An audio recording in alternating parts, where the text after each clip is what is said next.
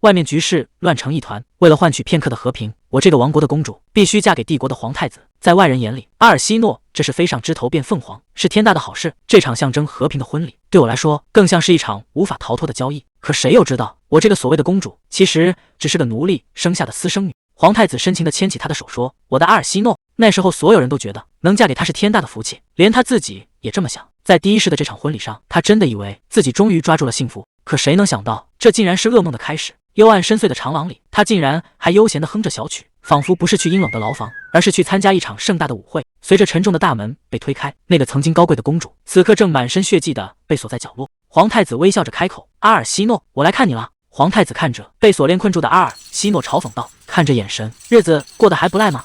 皇太子飞，阿尔西诺头也不抬地让他闭嘴，可皇太子却笑着凑近他说：“别这么冷淡，我是来给你送好消息的。”阿尔西诺冷冷地问：“你终于把我的祖国拿下了吧？”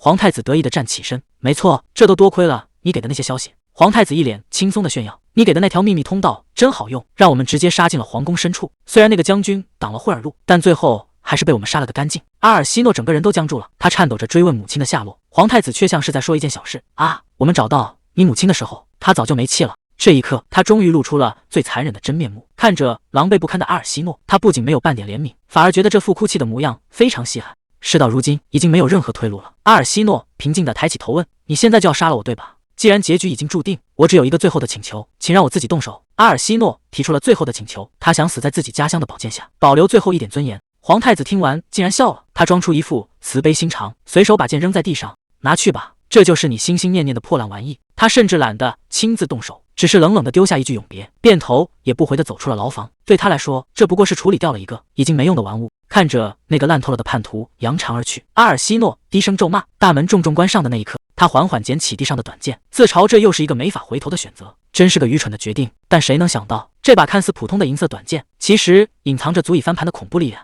没人知道这把短剑的秘密，只要被他刺穿心脏，阿尔西诺就能重回12岁那年的夏天。这已经是他的第3次人生了，可每一次的结局都惨不忍睹，无论他怎么挣扎，最后都会死在那个疯子皇太子手里。第一世，他天真的想要阻止那个皇太子的野心，结果换来的只有背叛。第二世，他拼了命地想要逃离，却还是没能躲过被杀掉的命运。第3次人生，阿尔西诺豁出去当了间谍，可这依然不是正确的答案。那个皇太子用甜言蜜语把他骗得团团转，让他像个没灵魂的木偶一样被随意操控，等他没了利用价值，就被像垃圾一样随手扔掉。够了，这真的是最后一次了。如果第4次人生还是逃不掉被杀的命运，他宁愿彻底解脱。随着短剑刺入胸膛，他带着满腔的恨意再次闭上眼。这一次，他要让所有欠他的人加倍偿还。真的回来了。阿尔西诺看着自己变小的双手，确认这不是在做梦。阳光洒进熟悉的卧室，一切都和记忆中一模一样。这是他12岁那年的夏天，所有的悲剧都还没发生，那个毁掉他的疯子也还没出现。这最后一次机会，他绝对不会再重蹈覆辙。连鞋都顾不上穿，阿尔西诺直接光着脚冲出房间。他必须立刻去确认一件事：空荡荡的走廊里全是他的脚步声。这一世的时间点至关重要，哪怕晚1秒，可能都会错过改变命运的机会。他一路狂奔下楼，顾不得旁人的眼光，因为那个决定他生死的人，现在应该就在那里。只要能赶在那件事发生之前，一切就还有救。门被猛地推开，阿尔西诺终于见到了那个日思夜想的人。这一刻，所有的恐惧和委屈全都涌了上来。母亲赶紧走上前，看着眼前狼狈不堪的女儿，心疼地问：“露西，你这是怎么了？”她温柔地捧起阿尔西诺的脸，轻声安慰着：“是不是被什么吓着了？”在阿尔西诺的记忆里，母亲是他童年唯一的温暖。虽然皇室一直把他们母女当成累赘，但只要有母亲在，日子总归是平静的。可谁能想到，一场突如其来的瘟疫，竟然接连夺走了12位皇子和公主的命，皇室的血脉几乎断绝。就在那一刻，他的命运彻底转了弯。原本无人问津的边缘人，突然成了帝国唯一的继承工具。为了皇室的联姻，他被推向了那个无法回头的深渊。看着记忆中那件被鲜血染红的婚纱，阿尔西诺很清楚，这辈子绝对不能再重蹈覆辙。他必须亲手撕碎那个被安排好的未来。他找到母亲，语气是从未有过的冷静：“母亲，我想去军事学院。”这话一出，连一向疼爱他的母亲都听傻了。一个本该联姻的贵族小姐，竟然要去那种刀尖舔血的地方。但阿尔西诺眼神里全是杀气，为了不再成为任人宰割的鱼肉，他决定脱下长裙，拿起武器去当一个兵。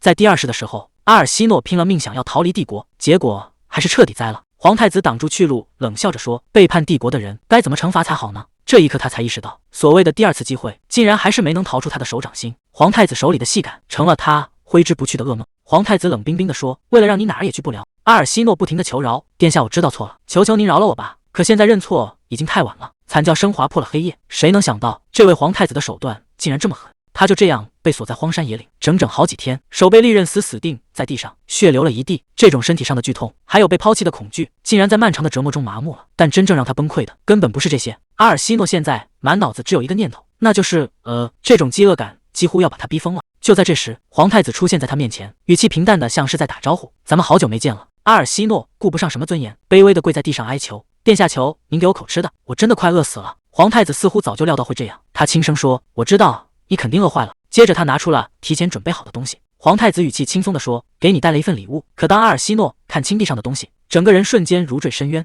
这哪里是礼物，分明是想要他的命。他再也压抑不住，发出了绝望的惨叫。皇太子却在一旁疯狂大笑，欣赏着他崩溃的样子。皇太子笑着凑近，语气温柔的让人发毛。他说：“我就知道你会喜欢。”接着把那个东西递到了嘴边，他命令道：“给我吃下去。”阿尔西诺整个人都僵住了，根本不敢相信刚才听到了什么。皇太子却一脸大度地说：“不用拒绝，我准许你吃掉它。”当他看清地上的东西，竟然是一只令人作呕的毒虫。这一刻，他最后的尊严被彻底踩碎了。皇太子冷冷地看着地上的女人，他要让阿尔西诺也尝尝这种走投无路的绝望滋味。他语气里满是不屑：“我给你的恩赐你不要，宁愿去吃地上的脏虫子。既然给脸不要脸，那就没必要留着这双眼睛了。”他挥了挥手，下了一道最残忍的命令：“把他的眼睛给我挖出来！”周围的士兵立刻围了上来。那种生不如死的折磨，其实还不是最可怕的。随着清脆的钟声响起，阳光再次照进窗户。阿尔西诺换上了整齐的制服，一切看起来都那么正常，可只有他自己知道，这平静的表象下藏着多少无法言说的秘密。他整理好袖口，深吸一口气，新的一天开始了。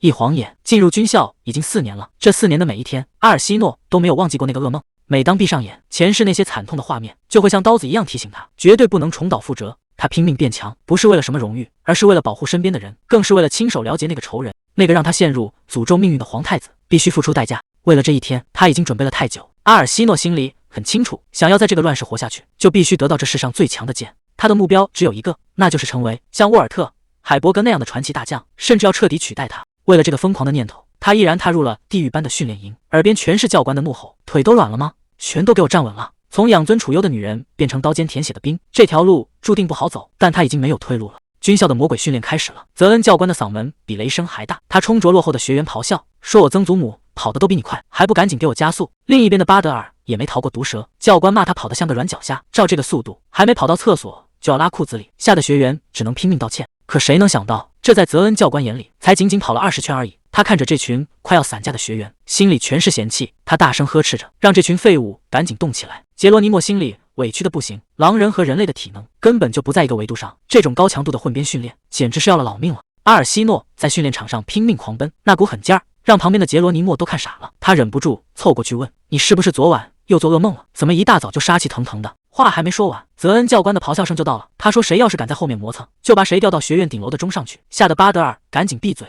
好不容易熬到休息，杰罗尼莫直接瘫在地上起不来了。他一边喘气一边抱怨：“这特训简直就是人间地狱，到底是哪个疯子请了个狼人混蛋来当教官？”一旁的学员赶紧提醒他：“快闭嘴吧，你是不是又想挨罚了？别忘了狼人的耳朵尖得很，你在这儿说的每一句坏话，教官可能都听得清清楚楚。”杰罗尼莫这回是彻底豁出去了，他扯着嗓子大喊：“听见就听见，这种折磨谁受得了？”学员在一旁听得直冒冷汗，他压低声音提醒：“那位教官可不是一般人，他可是大将军的直属部下，身份尊贵得很。”杰罗尼莫一听更不信了，他觉得这简直是天方夜谭，大将军手下怎么会有这种烂狼人？他甚至当众放话，要是真的，他就倒立再跑100圈。可话音刚落，周围的气氛突然降到了冰点，同伴们都沉默地看着他，眼神里全是同情。杰罗尼莫还没反应过来发生了什么，直到一个巨大的黑影悄无声息地笼罩了他的后背。泽恩教官那冰冷的声音在他耳边悠悠响起，直接点名杰罗尼莫。这下完了 ，flag 立得太快，报应来得更快。杰罗尼莫僵在原地，动都不敢动。看来这100圈倒立跑步，他是非跑不可了。泽恩教官直接贴到了杰罗尼莫脸上，他语气冰冷的警告，说自己为了不伤害人类，每天都在靠药物压制本性，要是赶上满月又没吃药，像杰罗尼莫这种货色，他随手就能撕成碎片。为了不发疯，他甚至要把自己关起来整整3天。杰罗尼莫这下彻底老实了，连声道歉，说自己刚才全是胡言乱语。泽恩教官冷哼一声，让他赶紧滚去吃午饭，别在这儿碍眼。临走前，教官又丢下一个重磅炸弹。今天下午，那位传说中的大将军要亲自过来，给所有人开一场特别讲座。听到大将军这3个字，原本沉默的阿尔西诺愣住了，他的眼神瞬间变得复杂起来。整个讲堂现在都炸开锅了，大家都在交头接耳，说竟然能亲眼见到那位活着的传说，简直跟做梦一样。不少人紧张的手心都在冒汗。杰罗尼莫看到阿尔西诺进来，赶紧热情的招手，喊他过去一起坐。可阿尔西诺头也不回的往后走，直接坐到了最偏僻的角落里。杰罗尼莫一脸纳闷的问：“好好的位置不坐，干嘛非要一个人跑去最后排？”阿尔西诺只是淡淡的回了一句：“因为你们太吵了。”其实他心里很清楚，自己来这儿可不是为了听课，他选在这个位置是为了能看清那个人的每一个动作，又不被任何人注意到。就在这时，讲堂的大门被缓缓推开，原本嘈杂的会场瞬间安静下来，所有人的目光都死死盯着门口，因为他们知道正主终于要现身了，他就是沃尔特，那个被所有人神化的皇太子，也是唯一一个让不可一世的皇太子彻底尝到挫败滋味的人。当年的皇太子为了拉拢他，甚至不惜让部下拿命去换，可结果呢？沃尔特根本不吃这一套，这成了皇太子心里永远的刺。皇太子独自坐在窗前，心里比谁都清楚，要不是因为有沃尔特在，帕奈苏斯王国早就撑不住了，自己也不用被逼着玩这种无聊的结婚游戏。在他眼里，沃尔特就是个彻头彻尾的怪物，甚至觉得自己这辈子所有的倒霉事儿全都是拜这个人所赐。讲堂的门被推开了，一双军靴稳稳地踏了进来。阿尔西诺死死盯着那个背影，他知道这个将军的一举一动都将决定他接下来的命运，甚至决定这个国家的生死。他就是那个常胜将军，一个人就代表了整个国家的最高战力。这种压迫感让在场的所有人都喘不过气。虽然皇太子恨他入骨，但也不得不承认，沃尔特是这个国家唯一能扭转乾坤的底牌。只要有他在，帕奈苏斯就到不了。沃尔特·海伯格这个名字背后的真面目，第一次清晰地出现在大家面前。在海伯格这个精英家族里，沃尔特也是个绝对的异类。他不仅从军校提前毕业，还成了军史上最年轻的准将，这履历简直就是开了挂。22岁那年，他以绝对优势镇压了一族叛乱，直接坐上了大将军的位子。无论是战斗力还是统帅力，他都强得让人感到绝望。在所有人眼里，沃尔特就是个全方位碾压的怪物，而他手里那把叫黎明的魔剑，更是无数人的噩梦。传说除了他这个主人，谁碰这把剑都会当场发疯没命。正是靠着这股狠劲，他才成了大陆上的神话。本以为会是什么惊天动地的神兵，结果看着比想象中普通多了。阿尔西诺盯着那把剑，小声嘀咕了一句：“原来这就是那把传说中的武器。”就在这时，沃尔特走上台，正式自我介绍。作为总司令官，他的气场瞬间压住了全场。阿尔西诺看着台上的男人，心里却冒出了另一个念头：这大将军本人长得倒是比预想中还要好看。谁能想到，传闻中那个杀伐果断的大将军，长得居然像个文弱书生。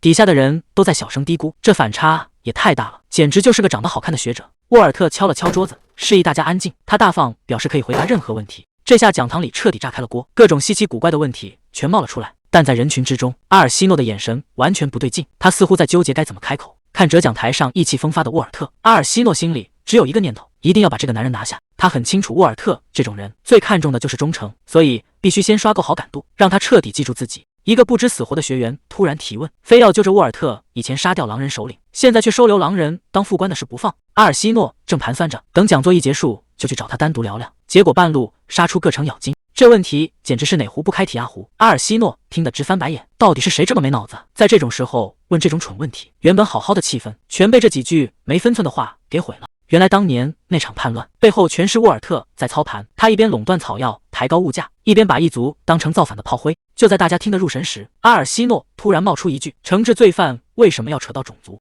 话一出口，他才意识到自己说漏嘴了。整个讲堂瞬间安静的可怕，所有人的目光都聚在他身上，甚至有人开始冷嘲热讽，问是谁在提这种蠢问题。沃尔特也停下了动作，隔着人群死死地盯住了他。沃尔特并没有被问住，反而冷冷地反问一句：一个普通学员是怎么知道这种机密的？阿尔西诺这下彻底慌了，他意识到自己知道的太多，反而成了最大的破绽。紧接着，沃尔特直接当众宣布，那个问题从根本上就错了。在他眼里，只要穿上这身军装，就只有士兵这一个身份，不管是人类还是异族，只要威胁到王国就是敌人，只要效忠王国就会被保护。这就是这里的铁律，没人敢再有异议。全场只剩下一片整齐的服从声。讲座到此结束，沃尔特挥了挥手，示意所有人可以离开了。就在阿尔西诺准备混入人群离开时，沃尔特却突然叫住了他的名字，并提出要和他单独聊聊。两人一前一后走在长廊上，气氛安静的有些诡异。阿尔西诺心里满是疑惑，这明明是他们第一次见面，这位大将军到底是怎么知道他名字的？走到没人的地方，沃尔特突然停下脚步，转过身，对着他恭敬地喊了一声：“公主殿下。”阿尔西诺整个人都愣住了，他本以为自己隐藏得很好，没想到身份早就暴露了。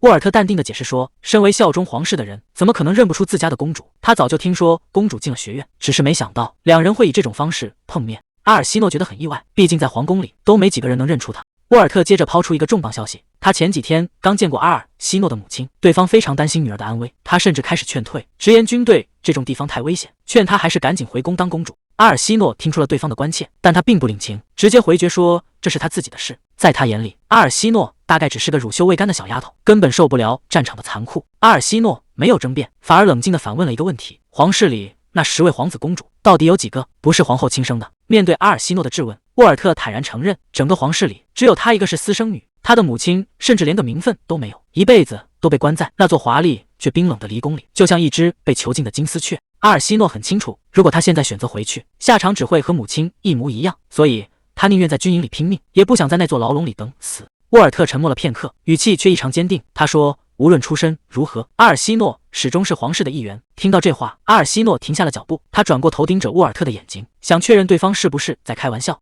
沃尔特的回答斩钉截铁，没有任何迟疑，这让原本心如死灰的阿尔西诺第一次感到了动摇。阿尔西诺盯着沃尔特，问了他一个最关键的问题：“大将军，你是不是永远效忠皇室？”沃尔特的回答毫不犹豫，只要他还有一口气在，这份忠诚就绝不会改变。听到这个答案，阿尔西诺露出了一个意味深长的微笑，他轻声说：“希望你能记住今天的承诺。”但在他心里却藏着一个极其疯狂的计划。如果其他的皇室成员都死光了，只剩下他这一个继承人，那么沃尔特的忠诚就只能属于他一个人。沃尔特并没有察觉到眼前这个女孩可怕的野心，他只是有些不解，既然想离开离宫，为什么偏偏要来最辛苦的军营？阿尔西诺笑着对沃尔特说：“如果可以的话，他真的很想和这位大将军共事，但在他心里，真正的念头只有一个，那就是要把这个男人彻底变成自己的人。”沃尔特显然没料到这个小姑娘会这么直接，他追问为什么要选她。阿尔西诺差点脱口而出：“因为你以后会是我的监护人。”但话到嘴边，他却换上了一副俏皮的表情。他说：“因为大将军你长得帅啊。”这句半真半假的玩笑话直接把沃尔特给整不会了，他站在原地半天没反应过来。阿尔西诺没有再多解释，只是最后叮嘱了一句：“大将军，请一定要记住今天这一场看似轻松的对话，其实是他夺权之路的第一块基石。”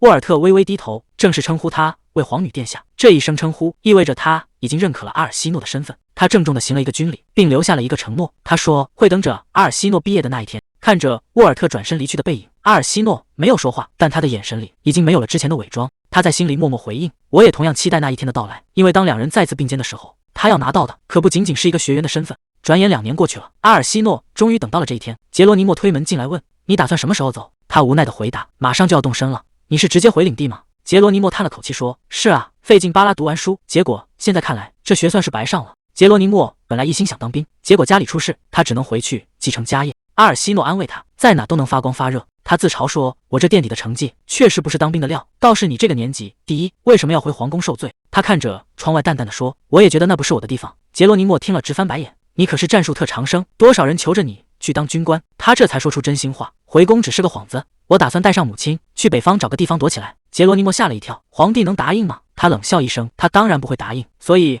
我打算直接偷溜。”杰罗尼莫忍不住感叹：“你真是我见过最疯的人。”阿尔西诺笑了笑：“彼此，咱们半斤八两。既然已经达成共识。”杰罗尼莫主动伸出手：“祝你好运，安顿好了记得联系我。”阿尔西诺大方地回握住他，眼神里透着志在必得。“没问题，咱们下次再见。”帕纳苏斯王国的变天是从老国王驾崩开始的，紧接着王储也跟着去了，剩下的王子公主甚至王后就像中了邪一样，一个接一个的丢了命。现在的皇室只剩下瘫痪的3王子和双目失明的5王子。在这种前所未有的混乱局面下，权力中心彻底成了空壳，所有野心家的眼睛都死死盯着那个空出来的王座。就在这时，沃尔特推门而入，大家心里都在想同一个问题：这下一个坐上王位的到底会是谁？大殿里乱成一团，戈德尔、基尔公爵拍案而起，难道要让王座一直这么空着吗？谁都知道皇室的血脉已经断了。就在这时，沃尔特冷冷地开口：“开门见山吧，皇室的血脉还没断。”基尔公爵愣住了，追问道：“你说的到底是谁？”沃尔特一字一句地回答：“阿尔西诺，安希拉夫人的女儿，也就是王国的5公主。”全场瞬间死一般的寂静，公爵简直不敢相信自己的耳朵。安希拉，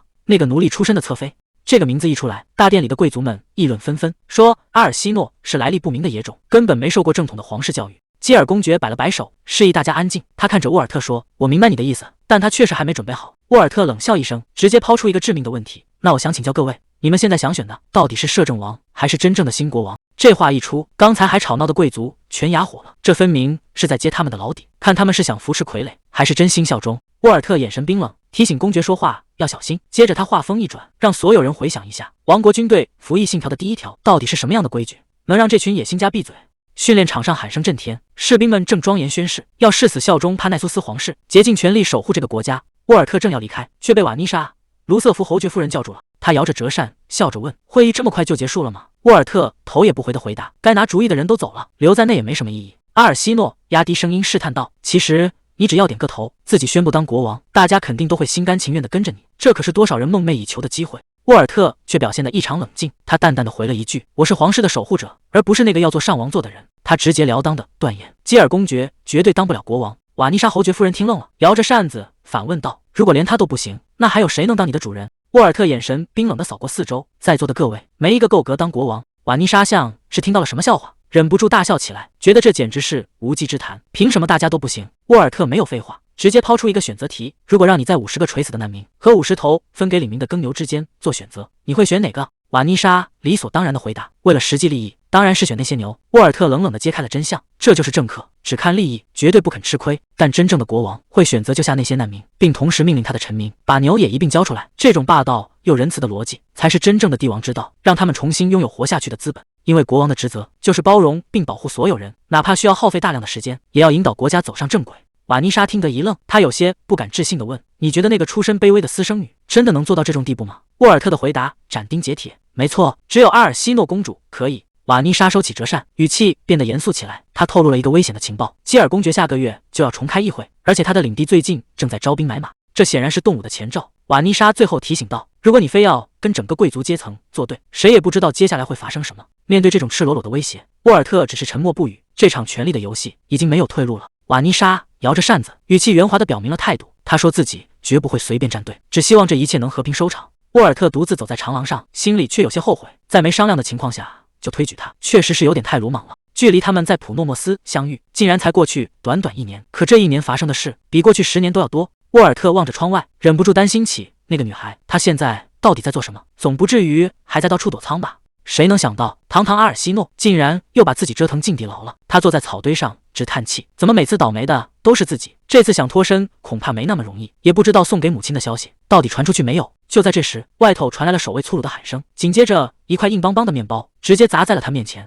守卫隔着铁栏杆冷嘲热讽，说他上次是因为走私被抓，这次又是犯了什么事？面对守卫的审问，他还在嘴硬说自己只是在救人。守卫冷笑着嘲讽说，那些狼人不过是些小偷，根本不值得同情。可在他眼里是贼，在阿尔西诺眼里却是走投无路的难民。换作是谁在那样的环境下，恐怕都想逃走。麻烦的是，这些逃难的狼人偏偏飘到了庞诺斯岛，这里可是拉菲族的地盘，对狼人来说，落到这群天敌手里，简直比死还要绝望。看着那些拼命逃亡的狼人，阿尔西诺仿佛看到了当年的自己，那种走投无路的绝望，他比谁都清楚。可守卫根本不听这些，在他眼里，狼人生来就是低贱的怪物，根本不配活在这世上。阿尔西诺忍不住回怼：“既然你们这么讨厌狼人，我把他们送走，对大家不是都有好处吗？”守卫冷哼一声，提醒他别忘了自己的身份，一个人类去帮异类，这在法律上就是死罪。原本他想安稳等到老国王去世，可现在看来计划赶不上变化。阿尔西诺一边啃着干巴巴的面包，一边盘算着，等这次出去了，是不是该换个地方生活？可还没等他想好退路，守卫突然过来传话，说有人要保释他，还求他以后千万别再回来了。阿尔西诺整个人都愣住了，在这地方谁会冒这么大风险来捞他？就在这时，牢房门口出现了一个神秘的身影，连守卫都变得毕恭毕敬。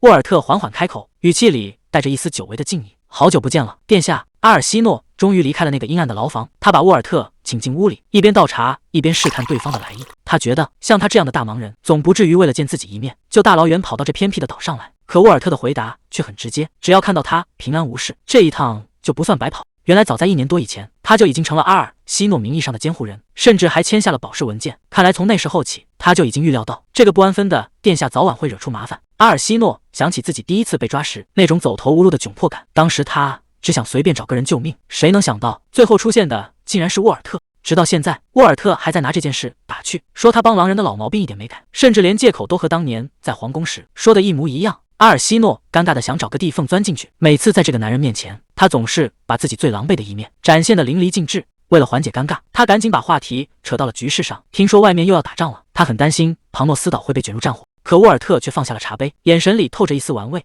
你现在担心的真的是这个国家吗？阿尔西诺还在强调自己的身份，说就算人被困在这里，心也永远属于帕纳索斯。可沃尔特接下来的话却让他彻底僵在了原地。老国王在10天前就已经撒手人寰了。阿尔西诺手里的茶杯摔得粉碎，这怎么可能？在他的记忆里，这件事明明应该是2年后才发生。沃尔特低声解释道，半年前一种怪病在贵族圈传开，不管是国王还是皇子，全都没能扛住那场瘟疫。这下整个国家彻底乱了，原本的计划已经完全赶不上变化了。沃尔特突然单膝跪地，语气庄重的让人喘不过气。他代表所有人请求阿尔西诺正式登基，成为帕纳苏斯的第19任君主。面对这突如其来的效忠，阿尔西诺一句话也说不出来，但他心里想的却是一件足以让所有人胆寒的秘密。外界都以为王室是因病灭绝，可没人知道，阿尔西诺在离开之前，曾亲手给那场瘟疫加了一把火。他原本以为那些人还能再撑个几年，却没想到他们死得这么快。原本计划在3年后才动手的夺权大计，竟然就这样提前摆在了他的面前。在阿尔西诺原本的计划里，他要等国家陷入战乱，王权衰落时，再拉拢沃尔特一举夺权。可这场突如其来的瘟疫，让所有的算计都乱套了。不过看着窗外那个男人的身影，他心里多少有了点底。虽然过程出了岔子，但至少这个最强的战力，现在已经彻底站在了他这一边。只是他还没想好，这对自己来说到底算不算一件好事。阿尔西诺推门走到院子里，看着在大雪天赤膊干活的沃尔特，忍不住问他大半夜在折腾什么。沃尔特头也不回的回答：家里的木柴快用完了，他得提前准备一下。阿尔西诺看着他那副卖力的样子，无奈的指了指旁边，明明斧头就在那儿，这男人非要用这种费劲的方式吗？沃尔特头也不回的应了一声，语气里带着一种莫名的自信。阿尔西诺只能无奈的笑笑，毕竟这个男人的脾气他最清楚。看着他在雪地里光着膀子，阿尔西诺还是忍不住提醒了一句：再这么站下去，身体再好也得感冒。可沃尔特却一脸淡定，说自己在比这更冷的地方练过，让阿尔西诺别瞎操心。阿尔西诺听完直接笑出了声，调侃他这种一本正经的贵族腔调，跟他现在的样子简直违和到了极点。既然要谈正经事，还是请这位大人物先把衣服穿好。阿尔西诺一边倒茶一边说：喝点这个暖暖身子，接下来的话非常重要。沃尔特接过茶杯道了声谢，但这副优雅的样子反而让气氛变得更微妙了。横看竖看，这家伙都不像个当兵的，他到底是什么来头？这么名贵的剑，就这么随手扔在雪地里，真的没问题吗？沃尔特听完笑了笑，既然你担心，那我就把它拿回来。话音刚落，那把剑竟然像长了眼睛一样，直接飞回了他手里。阿尔西诺看得整个人都愣住了，这把剑居然会自己认主。沃尔特却一脸淡定，这不过是点微不足道的小把戏。沃尔特语气平淡，却说出了一个惊人的秘密，他能让周围的一切瞬间静止，虽然只有短短5秒，但这在战场上简直就是死神的点名册。阿尔西诺嘴上说着可惜，心里却很清楚，这种逆天的本事根本就是开挂。但他更想不通的是，像他这样的大人物，为什么要帮自己这种没名分的人？沃尔特沉默了一会儿，终于给出了那个荒唐的理由，因为他看中的正是公主那些见不得光的手段。阿尔西诺还没反应过来，沃尔特就直接揭开了他的底牌。原来他这1年多来一直在偷偷资助那些被排挤的狼人，在别人眼里这是在包庇罪犯，但在沃尔特看来，这种宁愿自己吃亏也要护人周全的胆识，才是真正的王者风范。沃尔特盯着他的眼睛，语气突然变得无比郑重。他说自己在公主身上看到了一个明君该有的样子，为了证明这份眼光，他决定把这辈子都压在公主身上，只要她点头，他将永远效忠。既然已经决定要赢，阿尔西诺就没打算给自己留退路，只要能得到那个人的支持，这点风险根本不算什么。沃尔特最后确认了一次，问他以后会不会后悔。阿尔西诺回答得很干脆，既然选了这条路，就绝对不会回头。他站起身，语气里带着一丝破釜沉舟的果决。既然大家都想要个结果，那就干脆豁出去是一把。阿尔西诺盯着眼前的沃尔特，直言现在唯一能信任的人只有他，所以无论发生什么，都要保住他的命。沃尔特低头领命，承诺会拼尽全力。但在阿尔西诺心里，这不仅仅是一场保护，他要亲手把这个沃尔特磨成复仇最锋利的那把剑。沃尔特也给出了回应，既然这是他的愿望，那他就会成为他想要的那位君主。既然这是留住他的唯一条件，阿尔西诺答应得很爽快。从这一刻起，这个叫沃尔特的男人正式成了他身边最锋利的刃。转眼1个月过去，秋天已经到了，但皇室的日子却并不好过，各种流言蜚语传得满天飞，邻国也在步步紧逼。维顿公语气里全是警告，他说现在局势已经失控，再想往后拖延，根本就是痴人说梦。瓦妮莎却表现得异常冷静，她合上手里的折扇，直言自己谁也不帮，她要走的是一条没人敢想的路。就在两人僵持不下时，大门突然被推开，基尔公爵带着一脸深不可测的笑。正主总算露面了。维顿公爵的一句话让所有人的目光都投向了大门口。基尔公爵推门而入，他一眼就看穿了屋里的猫腻，这帮人的心思早就已经偏到一边去了。瓦妮莎躲在折扇后面，心里也在暗自盘算。基尔公爵冷哼一声，既然人到齐了，这场权力的博弈也该正式开场了。随着一声低沉的道歉，沃尔特缓缓走进大殿，虽然他来得最晚，但那股压人的气场瞬间就让喧闹的房间安静了下来。随着一阵清脆的鞋履声，所有人的目光都被吸引了过去。谁也没想到，这位盛装出席的女子竟然就是消失已久的公主。她这一露面，整个大厅瞬间炸开了锅，大家交头接耳，都在打听这位惊艳全场的贵人到底是什么来头。就连一向稳重的基尔公爵，这下也彻底愣住了。他盯着眼前这个自信大方的阿尔西诺，半天没敢认，这还是那个曾经弱不禁风的公主吗？基尔公爵忍不住感叹，说她变化大得让人不敢相信，还不忘试探性地问一句：公主最近过得可好？阿尔西诺微微一笑，语气里带着几分玩味。他说托基尔公爵的福，自己现在好得很。基尔公爵听完哈哈大笑，看来这宫外的日子确实比宫里更养人啊。这老狐狸一开口就没安好心，故意拿阿尔西诺的出身说事，明摆着是想借题发挥，把手伸向更高的权力。周围的议论声瞬间大了起来，都在背地里指指点点，说她是庶出的女儿，上不了台面。这位基尔公爵确实有狂的资本，他富可敌国，靠着跨海贸易赚得盆满钵满，连先王在世的时候都要让他3分。但在阿尔西诺眼里，这种无懈可击的背景，恰恰就是他最大的弱点。阿尔西诺顶着压力开口了，他说自己今天不请自来，是因为有些话必须当众说个清楚。基尔公爵皮笑若不笑地回了一句：“既然连大将军都请来了，那他倒要听听公主到底准备了什么惊天动地的大事。”阿尔西诺也没客气，直接问他能不能受得了逆耳忠言。基尔公爵冷哼一声，摆出一副长辈看小孩的架势，让他尽管开口，这火药味已经快要压不住了。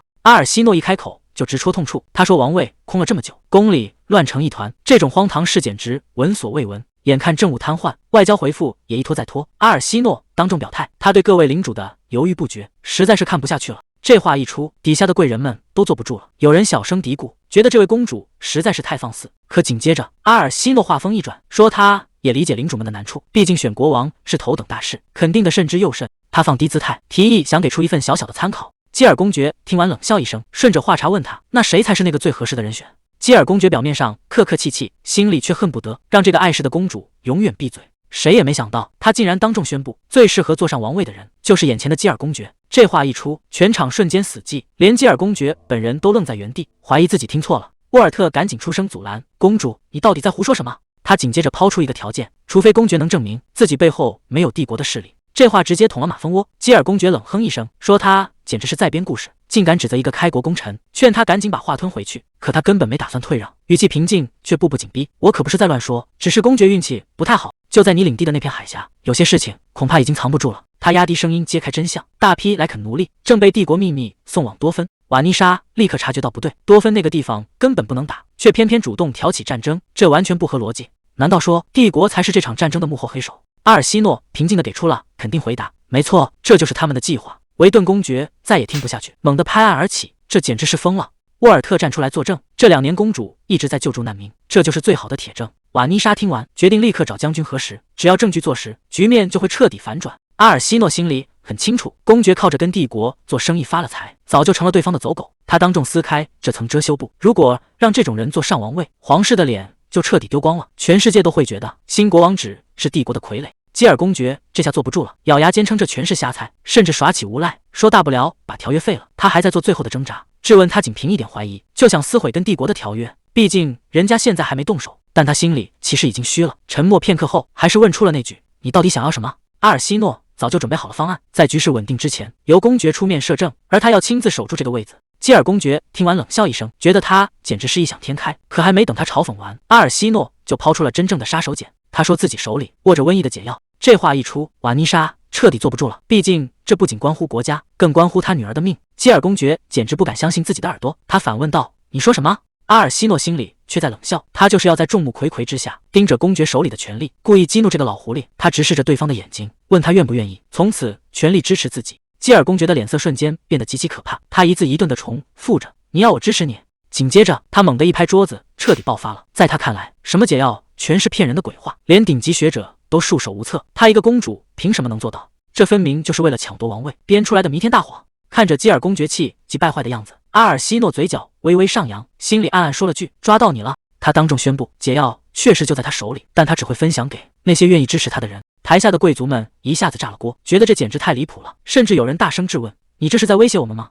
阿尔西诺冷笑一声，反问他们是不是忘了今天他是跟谁一起进来的。就在这时，一直守在他身后的沃尔特站了出来，他搬出了先王的名号，代表整个王室军队，向在场所有人发出了最后的质问：你们到底认不认我这个国王？沃尔特当众拔出长剑，单膝跪地，立下了最沉重的誓言：愿黎明永远照亮您的前路。这一剑不仅是效忠，更是对全场贵族的最后通牒。阿尔西诺看着公爵气急败坏的样子，心里很清楚，这个老狐狸已经彻底乱了阵脚。他越是愤怒，就越说明他已经没理了，局面已经完全被掌控。阿尔西诺没有再多废话，只是冷冷地丢下一句：我就给你1天时间。阿尔西诺在大殿上环视4周，语气冰冷地宣布：谁要是想跟他的军团作对，现在就可以滚了。他还特意强调，希望明天这个时候还能在这儿看见各位。等回到私下里，气氛才稍微缓和了一些。阿尔西诺有些过意不去地问沃尔特：你把房间让给了我，那你自己住哪？沃尔特头也不回地指了指门口，说自己守在这儿就行，让阿尔西诺不必担心。随后他行了个礼，说日落之前一定会赶回来。看来真正的行动马上就要开始了。阿尔西诺本想叫住沃尔特，但话到嘴边又咽了回去，只是笑着跟他道了声晚安。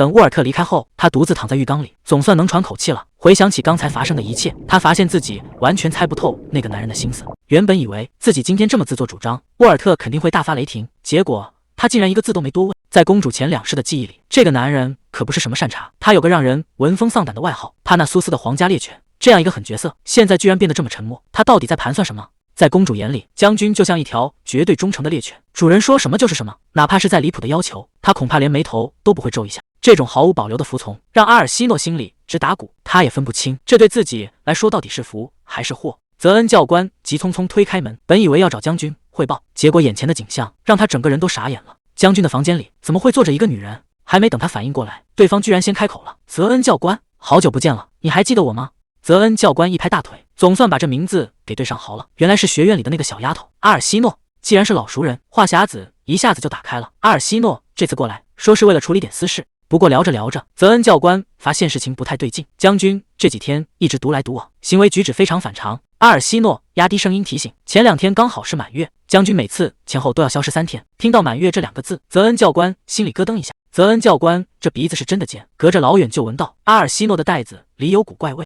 阿尔西诺倒也大方，直接把里面的东西全倒了出来，除了一些亮晶晶的矿石，还有一根黑不溜秋的骨头，就是这玩意。泽恩教官死死盯着这根骨头，这味道简直让他欲罢不能。阿尔西诺随口解释了一句，说这是什么龙的尾骨。结果泽恩教官一听更兴奋了，居然想当场尝尝咸淡。一看这家伙要动真格的，阿尔西诺赶紧把东西收好，打着哈哈说这只是地摊上的假货。阿尔西诺这招是真的损，他随手把骨头往天上一扔，泽恩教官的兽人本能瞬间觉醒，跳起来就把骨头稳稳叼住。看着眼前这个被一根骨头拿捏的教官，阿尔西诺心里直犯嘀咕，这家伙还真是挺有意思。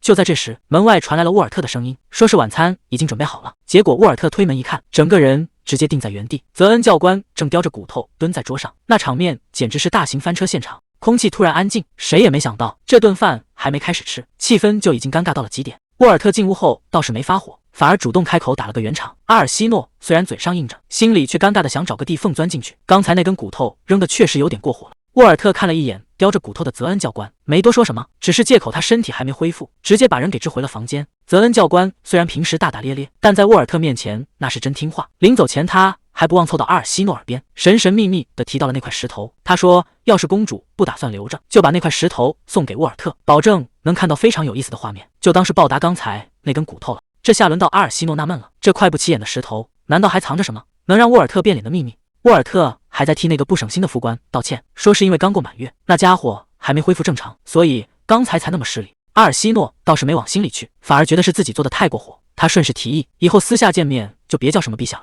谁知道沃尔特就是个老古板，他想都没想就直接拒绝，觉得这种逾矩的行为简直是在挑战他的底线。看着沃尔特这副公事公办的样子，阿尔西诺突然有些恍惚，这种刻板的尊卑礼仪他实在是太熟悉了，毕竟他已经活了整整3世，从卑微的庶女爬到帝国皇太子妃，最后却被扣上叛国的罪名，像个丧家犬一样死在刑场上。这一世他带着记忆归来，本以为能看淡一切，可这些冰冷的规矩还是会让他想起那些被背叛和处死的惨痛瞬间。在经历了这么多之后，阿尔西诺早就看透了，所谓的阶级和地位不过是一层毫无意义的虚壳，他只想在自己的地盘里彻底甩掉这些沉重的包袱。他看着眼前的沃尔特，干脆打开天窗说亮话，问他刚才在会议室里自己是不是表现得挺招人烦的。沃尔特犹豫了半天，才憋出一句，说他确实表现得比较直接，这回答已经算是很给面子了。阿尔西诺叹了口气，说为了以后的计划，他还得继续把这出戏演下去，但天天这么端着真的很累，所以私下里他只想找个舒服的相处方式。沃尔特刚想开口劝阻，就被阿尔西诺直接给堵了回去。他让他别再想那些规矩，现在最要紧的就是整个人放松下来。看着阿尔西诺这副认真的样子，沃尔特彻底没话说了。他可能这辈子都没见过这么不把皇室威严当回事的公主。那些烦心事就先搁一边吧。阿尔西诺提议先去填饱肚子，毕竟天大的事也得等吃饱了再说。随着夜色降临，宫殿的封锁依然没有解除。沃尔特直言，只要外面的瘟疫一天不消停，这大门就一天打不开。这段时间，阿尔西诺只能暂时住在指挥部里。沃尔特还客气地表示，环境简陋，怕他住不习惯。阿尔西诺听完直接乐了，他说真正该发愁的是沃尔特才对，毕竟为了让他住得舒服，沃尔特可是连自己的老巢都让出来了。两人并肩走在长廊里，话题又绕回了那个难缠的基尔公爵。沃尔特心里始终不踏实，觉得那老家伙自尊心极强，这次被当众扫了面子，肯定不会善罢甘休。阿尔西诺倒是看得通透，既然已经彻底撕破脸，联手这种事想都别想了。阿尔西诺看着空荡荡的长廊，心里已经有了预感，明天的会议恐怕会有不少人要唱空成绩了。沃尔特刚想开口叫声陛下，就被阿尔西诺一个眼神给瞪了回去。他再次提醒，私下里别再用那个身份的称呼。沃尔特无奈地叹了口气，接着提醒阿尔西诺，基尔公爵可是个老狐狸，在政坛摸爬滚打这么多年，绝对是个难缠的对手。阿尔西诺心里也清楚，那老家伙要是真的撒手不管，底下那些散乱的领主根本没人能镇得住。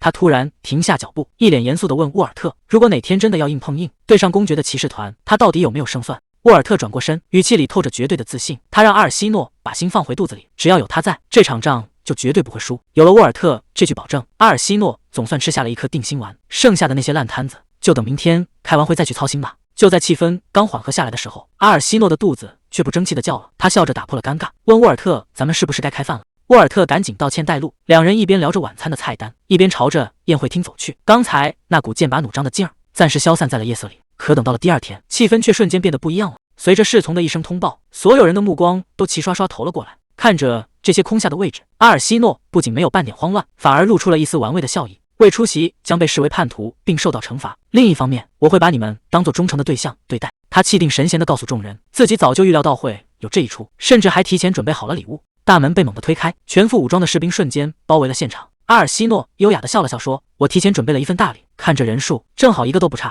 阿尔西诺突然提起了那场瘟疫，每一句话都像针一样扎在瓦妮莎最疼的地方。看着眼前这个女人，阿尔西诺语气平静地问：“你女儿现在到哪一步了？是开始掉指甲，还是已经连话都说不出来了？”这根本不是在关心病情，而是在提醒对方，如果不听话，皇室的惨剧马上就会重演。阿尔西诺不紧不慢地开口说：“这种病只要用对了药，很快就能彻底断根。”这话一出，在场的人全愣住了，维顿公爵更是当场质疑，就凭这几根破草药，真能救命？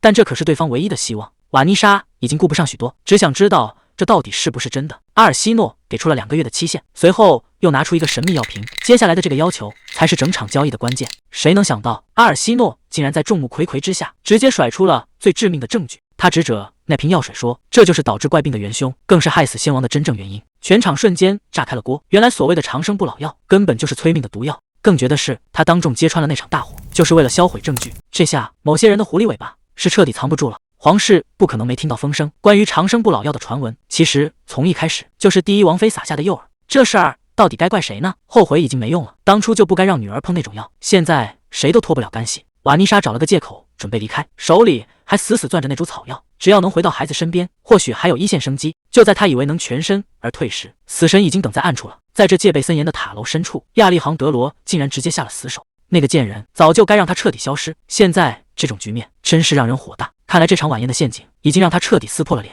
谁能想到，在这看似平静的夜晚，暗处早已见了大红。外面的雨下得这么大，教官还在带着人拼命训练，这强度简直不给活路。阿尔西诺看着窗外感慨，这种天气竟然也不休息。沃尔特头也不抬地说：“为了以防万一，每天的训练绝不能停。”阿尔西诺却冷冷地盯着窗外，这种鬼天气还要折腾，真够受的。那些被雨淋透的记忆，总是在最不该出现的时候，死死缠着阿尔西诺不放，那是他这辈子最想忘掉却忘不掉的噩梦。沃尔特冷冷地开口：“有什么话就直说，这是命令。”阿尔西诺回过神来，只能拿药的事情当借口，毕竟那种药确实有效，但对方显然没那么好糊弄。沃尔特盯着他问：“你到底是怎么知道这种药的？”阿尔西诺沉默了一会儿，想起小时候在宫廷里看到的那些女人，她们的脸虽然精致，却透着一种说不出的诡异。谁能想到，这位一向红润的第一王妃，皮肤竟然一天比一天白得吓人。年幼的阿尔西诺好奇地问：“王妃殿下，您涂的是什么宝贝？”王妃一脸傲慢地说：“这可是你们这种平民一辈子都见不到的高档货。”说来也可笑，他因为嫉妒平民的白皮肤，竟然把剧毒往脸上抹，结果不仅是他，连其他的皇子公主也跟着遭殃。这种所谓的银色药剂，其实是北方流行的一种怪病。阿尔西诺冷静地分析，只要闻到这药水的味儿，身体就会彻底垮掉。这哪里是美颜秘方，分明是催命的符咒。谁能想到，先王的死竟然是他一手策划？表面上在感叹可惜，心里却只恨对方死得太快，没能发挥出最后的利用价值。他带着最新的情报找到沃尔特，语气平静得让人发指。就在三王子被封为新王的那一刻，他竟然亲手杀了5王子，然后从高塔上一跃而下。阿尔西诺冷冷地提醒：“那个3皇子跟我们可不是一路人，要是他得势了，第一个要除掉的就是我们。同情这种对手，简直就是个笑话。”沃尔特低声道歉，承认是自己想的太简单了。既然皇室的麻烦已经解决，接下来的目标就是那些难缠的领主了。看着沃尔特离开的背影，阿尔西诺心里没有半点愧疚。那些人折磨了他和母亲一辈子，现在终于不用再看到那张令人作呕的脸了，不会再有第5次机会了。阿尔西诺步步紧逼，最关键的是，你刚才是不是又叫我陛下了？既然这么不听话，那我可得好好惩罚你一下。沃尔特整个人都愣住了，完全没反应过来这是什么套路。阿尔西诺直接叫出了他的全名，命令他走近点。虽然心里全是问号，但他还是乖乖照做了。阿尔西诺突然开口，让沃尔特把手伸出来。泽恩教官说过，既然这石头你留着没用，不如直接交给大将军，说是只要把东西交出去，待会儿就能看到一场好戏，就当是把之前欠的债给还了。阿尔西诺虽然半信半疑，但还是把石头递了过去，最好真的像说的那样有意思。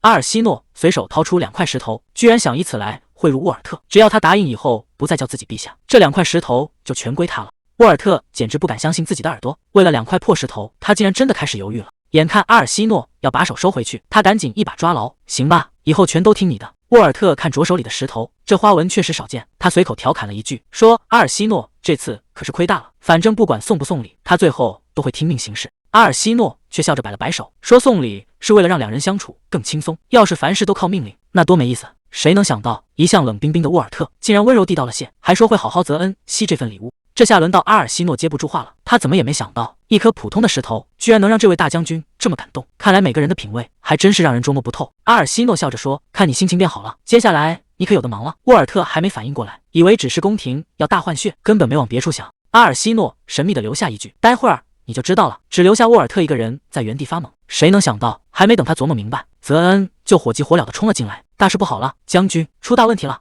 沃尔特还没缓过神，泽恩就急匆匆地闯了进来，手里还死死攥着一封急信。这封信的内容非同小可，公爵竟然公开宣布要独立了，这简直就是明摆着要造反。泽恩急得都要跳脚了，可沃尔特却表现得异常淡定，好像这天大的事跟他没关系一样。就在这时，门口传来一个熟悉的声音。阿尔西诺看着被劈成2半的大门，一脸无辜地打了个招呼。泽恩还没从刚才的尴尬里缓过神，沃尔特就冷着脸提醒他，在女皇面前要懂点礼数。阿尔西诺倒是不在乎这些虚礼，他现在更关心那个传闻，所谓的独立建国到底是怎么回事。泽恩这下彻底急了，说公爵竟然带着3位领主造反了，还要把整个西部都给吞并，这消息简直荒谬。阿尔西诺根本不相信一个忠心耿耿一辈子的人会突然变节，除非这背后还藏着更大的阴谋。沃尔特竟然直接点头了，这反应让泽恩完全没反应过来。桌上这卷神秘的宣告书到底是从哪冒出来的？泽恩解释说是侦察队送来的，而且其他领主手里也有一份，这速度快得离谱，显然是有人在背后推波助澜。阿尔西诺心里很清楚，对方这回不是要搞叛乱，而是要名正言顺的独立，这可比直接开战要难对付得多。沃尔特冷冷的提醒，这正是基尔公爵那个老狐狸的手段，先故意示弱，让你放松警惕，等他真正出手的时候，就是要断你的后路了。等对手放松警惕的那一刻，毒蛇才会露出獠牙，直接咬断对方的脖子。没人知道他这次到底想要换取什么。阿尔西诺突然开口问，你说过我很快就要进宫，具体是什么时候？沃尔特回答说，大概1个月后。那就直接对外宣布，加冕仪式就在那天举行，不用真的准备，只要把消息散布出去就行。沃尔特有些意外，你的意思只是为了公开这个消息？阿尔西诺笑着说，没错，这次我也要学公爵的手段了。谁能想到那个看起来年纪轻轻的女王，竟然能把老谋深算的公爵给耍得团团转。泽恩一边走一边感叹，这手段真是绝了，完全不像是一个20出头的姑娘能干出来的事。沃尔特听完笑了笑，语气里全是佩服。他说，在那位大人面前，连自己都觉得自己像个孩子，这种胆识和魄力确实让人脊背发凉。但也正因为这样，他才变得越来越有意思了。看这成色，基尔公爵随手抓起一把泥土，对他来说，好酒最需要的就是耐心。可如果连酿酒都要等，那到底是谁这么不长眼，敢打这块圣地的主意？皇宫那边突然传来了消息，那位居然要提前举行加冕礼。基尔公爵还没说话，儿子就先看穿了一切。原来父亲早就私下集结了军队，打算趁着庆典直接动手。这已经不是简单的争权夺利，而是要彻底造反了。大门缓缓开启，真正的风暴马上就要席卷整个皇宫。阿尔西诺站在空旷的大殿里，语气里满是挑衅。行啊，那就看看最后到底谁能赢。阿尔西诺一步步走进大殿，这里的一切早就已经换了主人。这一声陛下叫的可真够沉的。看着眼前这把空着的王座，沃尔特低声承诺，加冕礼之前，这里的一切都会准备就绪。阿尔西诺看着眼前的华丽，随口应了一句，心里却在想着另一个人，那个曾经气急败坏，甚至下令要杀了他的父亲。谁能想到最后死掉的人竟然会是你，最后活着回来的竟然只有他一个人。沃尔特低声问，还要继续往里走吗？他停下脚步，语气异常冷静，到这里就足够了。他看着远处的王座，那是他势在必得的目标，他要让那些在地底下的人都睁大眼睛看清楚，到底谁才是最后的赢家。阿尔西诺主动开口，叫住了沃尔特。沃尔特这次带了个人过来，说是要给阿尔西诺安排新的护卫。这位叫惠斯的男人，竟然还长着一对巨大的翅膀。沃尔特介绍说，以后阿尔西诺的出行和安全全都由惠斯负责。虽然嘴上说着问候的话，但惠斯这副冷冰冰的样子，显然没把这差事当回事。阿尔西诺一眼就看出来了，这家伙心里正不爽呢。沃尔特引荐了这位长翅膀的指挥官惠斯，传闻中隶属情报部门的精锐。阿尔西诺一眼就看出来，对方还没把他当成自己人。这种试探让气氛变得有点微妙。为了打破僵局，阿尔西诺随口提到了北境，说自己在那儿住了2年。惠斯显然不信，那种鬼天气人类根本活不下去。直到阿尔西诺说出一个地名普诺莫斯，这下轮到惠斯坐不住了，因为那里正是他的故乡。阿尔西诺开始滔滔不绝地聊起山水和生意，甚至还主动握住了惠斯的手。看着两人聊得这么火热，旁边的沃尔特整个人都无语了。这套近乎的手段简直让人防不胜防，局面一下子变得微妙起来。原本还在感叹对方母亲的伟大，惠斯却突然想起了一些2年前不该存在的记忆。他盯着眼前的女人，语气瞬间变得冰冷。难道你就是那个贩卖人口的罪魁祸首？沃尔特立刻挡在身前，纠正了这个荒唐的误会。陛下那是在救人。可阿尔西诺心里很清楚，在那些自诩高贵的拉菲人眼里，被救下的生命根本一文不值。这种根深蒂固的偏见才是最难跨越的鸿沟。他终于说出了真相，那些空有蛮力的家伙早就被他送往国外了。这一切全是为了保住这座城。惠斯这才反应过来，原来他一直都在暗中布局，甚至不惜背负误解，也要守住最后的底线。惠斯郑重地行了一礼，正式宣布效忠。从这一刻起，他将成为阿尔西诺最锋利的刃。虽然心里还有些愧疚，但阿尔西诺很清楚，为了接下来的计划，他必须握住这份力量。惠斯神色凝重地汇报，基尔公爵已经在首都附近调兵，这明摆着是要造反。沃尔特却觉得不对劲，区区2000人根本掀不起什么风浪。阿尔西诺冷笑了一声，那个人绝不会只带这点兵力，肯定还有没露面的伏兵。可奇怪的是，周围全是平原，根本没有能葬人的地方。阿尔西诺看向窗外，你们根本不知道他真正的底牌，那些走私货平时都在哪交易？沃尔特终于察觉到了，如果那是基尔公爵的武器，最可能藏匿的地方就是迈尔港。难道是在船上？这下全对上了，最危险的东西往往就藏在眼皮子底下。此时的迈尔港看似一片平静，实则暗流涌动。谁能想到，在那巨大的船舱里，一支全副武装的军队早已整装待发，躲开所有的喧嚣。阿尔西诺独自藏进了深夜的树林，本以为这里没人能找到。沃尔特低声说：“原来你躲在这里。”阿尔西诺回头看着他，语气里带着一丝调侃：“将军大人还真是阴魂不散，不管在哪里都能精准找到我。毕竟这条小路除了极少数人，根本没人知道。”沃尔特低声问：“这条路是不是通往安希拉的别墅？”阿尔西诺无奈地笑了笑，以前怕弄脏裙子没人走，现在当了国王，反而觉得这些都是回忆了。没想到沃尔特更狠，直接提议要把路给拆了。玩笑归玩笑，眼下的麻烦还没解决，公爵的人还在后面紧追不舍。沃尔特想一个人扛下所有，但阿尔西诺心里清楚，既然坐上了这个位子，就没打算躲在别人身后。面对眼前的女人，沃尔特低声给出了肯定的回答。阿尔西诺微微一笑，他说自己有个忙想请他帮一下。谁能想到，这个看似简单的请求，竟然要把整个皇宫都卷进来。明天就是加冕典礼，这皇宫里的气氛总算让人感觉到要变天了。沃尔特还是不放心，毕竟阿尔西诺制定的计划实在是太疯狂了。阿尔西诺倒是想得开，大不了就是个死，这心可真够大的。就在这时，门外传来了动静。惠斯推开门，带回了一个关键人物，东高指军团的纳帕里终于露面了。泽恩这风风火火的闯进来，本以为是要执行什么大任务，结果一抬头正撞上老对手惠斯。这2个人一见面，空气里全是火药味。泽恩张口就是挑衅，惠斯也丝毫不让步，讽刺对方还是那么粗俗。眼看2人就要当众掐起来，甚至连脏话都飙出来了，简直把王室的体面丢了个精光。就在这时，一声威严的喝止，让这2个死对头瞬间老实了。看来在沃尔特面前，谁都不敢再造次，兵力部署已经全部到位。泽恩却有点担心，把皇室密道暴露给普通士兵，真的没问题吗？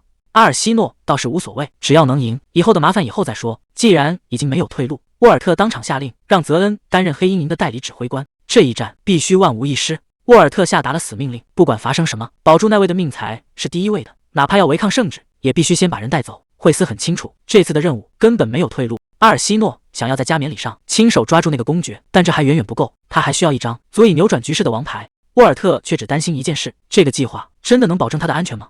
沃尔特盯着眼前的女人，语气里全是怀疑。他想知道，如果自己不在身边，他到底能不能护住自己的命？沃尔特已经换上了一身行头，准备去执行那个危险的任务。临走前的这一眼，充满了警告的味道。他低声留下最后一句话：再见回来之前，这把剑鞘最好给我完好无损的待着。阿尔西诺看着远去的背影，反而觉得有点意思。既然对方已经亮牌，他冷笑着说：“那接下来的狩猎就正式开始了。”深夜的海港防守森严，但这群人竟然打算从天而降，这简直是在玩命。纳帕里属急忙劝阻：“将军，这里太危险了。”沃尔特根本没打算回头，他冷冷地回了一句：“不。”直接潜入公爵的堡垒塔。既然已经到了这一步，那就只能硬着头皮上了。他一声令下，全员全速降落。这身手一看就是有备而来。守卫刚察觉到不对劲，还没来得及喊出声，这一击直接让他彻底闭嘴。守卫刚想开口呼救，就被瞬间放倒。沃尔特动作极快，他的目标只有一个。阿尔西诺倒是看得很开，反正被抓也是死路一条，不如放手一搏。沃尔特低声催促，必须赶在所有人反应过来之前彻底消失。深夜的宫殿静得吓人。惠斯本以为计划万无一失，结果身后突然传出动静，差点让他当场破功。他压低声音埋怨：“陛下，您躲了这么久，怎么偏偏这时候弄出动静？”阿尔西诺倒是一脸淡定，反正这地方也没别人，你现在就开始紧张，是不是有点太早了？惠斯小声问：“陛下，您不紧张吗？”阿尔西诺无奈地笑了笑，这种乱来的战术，他也是头一次听说。两人都在等公爵现身，毕竟现在才3点，好戏还没开场。阿尔西诺盯着惠斯胸前的项链，手不自觉地伸了过去。惠斯调侃道：“想摸就直说嘛，没必要这么拐弯抹角的。”阿尔西诺有点尴尬，这还是他第一次见到这种降温石，毕竟这玩意儿贵得离谱，简直就是拿钻石当冰块使。惠斯无奈地提醒，这东西虽然能保命，但还没到让人拼命的地步，更何况像他这样的拉菲族人，现在一共也就剩下12个。阿尔西诺突然反应过来，气氛瞬间变得有些微妙。他盯着眼前的男人问：“惠斯，你到底为什么会出现在这？身为部落首领的儿子，放着自由不要，偏偏要跑到这种地方来，他到底在图什么？”阿尔西诺盯着眼前的惠斯，想问出一个真相，可话还没说完，就被急促的脚步声打断了。泽恩神色匆匆地赶来汇报：“陛下，8000大军正朝这里逼近，一切都和您预料的一模一样。”惠斯顺势抽身离开。既然大鱼已经上钩，那就没必要再遮遮掩掩了。阿尔西诺冷静地下达指令，按原计划执行，把那些家伙全都引到皇宫里来。不管对手有多聪明，只要进了这个局，就别想再活着出去。阿尔西诺笑着下令：“想怎么大闹一场都随你们。”泽恩立刻领命。这下总算轮到他们出场了。泽恩对着暗处喊话：“小崽子们都给我出来，该干活了！这一仗必须拼命，只要杀掉一个敌人，回去就有热腾腾的羊排吃。这群野兽已经等不及了，首都港口马上就要变天了。”基尔的状态并不好，随从赶紧上前询问：“大人，您没事吧？”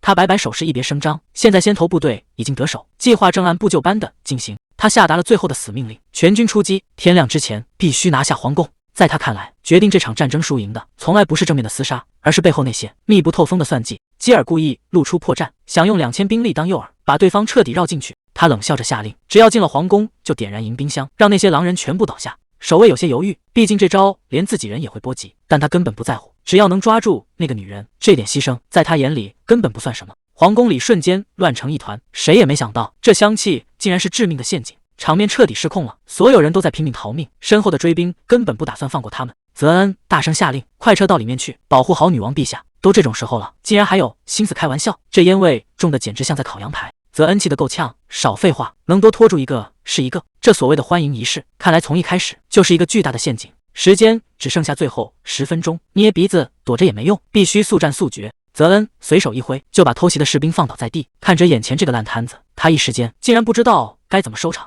大批追兵已经杀到了门口，整座宫殿瞬间被紧张的气氛淹没。泽恩急匆匆地跑来报告：陛下，他们追过来了。阿尔西诺却显得异常冷静，他对泽恩说：干得漂亮，现在所有人立刻躲起来，局面已经到了最关键的时刻，谁能活下来，就看接下来的这一步了。惠斯这嘴是真的毒，直接管泽恩叫毛球，这下泽恩彻底炸毛了。两人在走廊里当场掐了起来，惠斯可没打算惯着他，警告他要是护驾不力，就把他整只丢进锅里炖了。泽恩还没来得及还嘴，就被惠斯一把给扔飞了。看着泽恩消失的方向，惠斯一脸淡定地整理袖口，嘲讽他只是个低级小鬼，根本没资格跟他叫板。结果这一幕全被路过的阿尔西诺看在眼里，他居然还笑着感叹，说这两个人感情真好。惠斯这下彻底无语了，到底从哪看出来他们两个关系好的？这误会可真是闹大了。惠斯直接拒绝了提议，手里的铁链说明他根本没打算放人。外面突然乱成一团，所有人都在喊抓到那个假公主了。看来基尔已经动手了，故意给他扣上假冒的罪名，要把他往死里逼。重赏之下必有勇夫，这群卫兵已经疯了，谁都想拿他的人头去领赏。局面彻底失控，他现在已经成了全城围猎的目标。谁能想到，在这戒备森严的大殿里，竟然会出现这样一幕？看着眼前神圣的羽翼，这群守卫全都僵在原地，连大气都不敢喘。阿尔西诺冷笑着问：在你们眼里，难道我也像个冒牌货吗？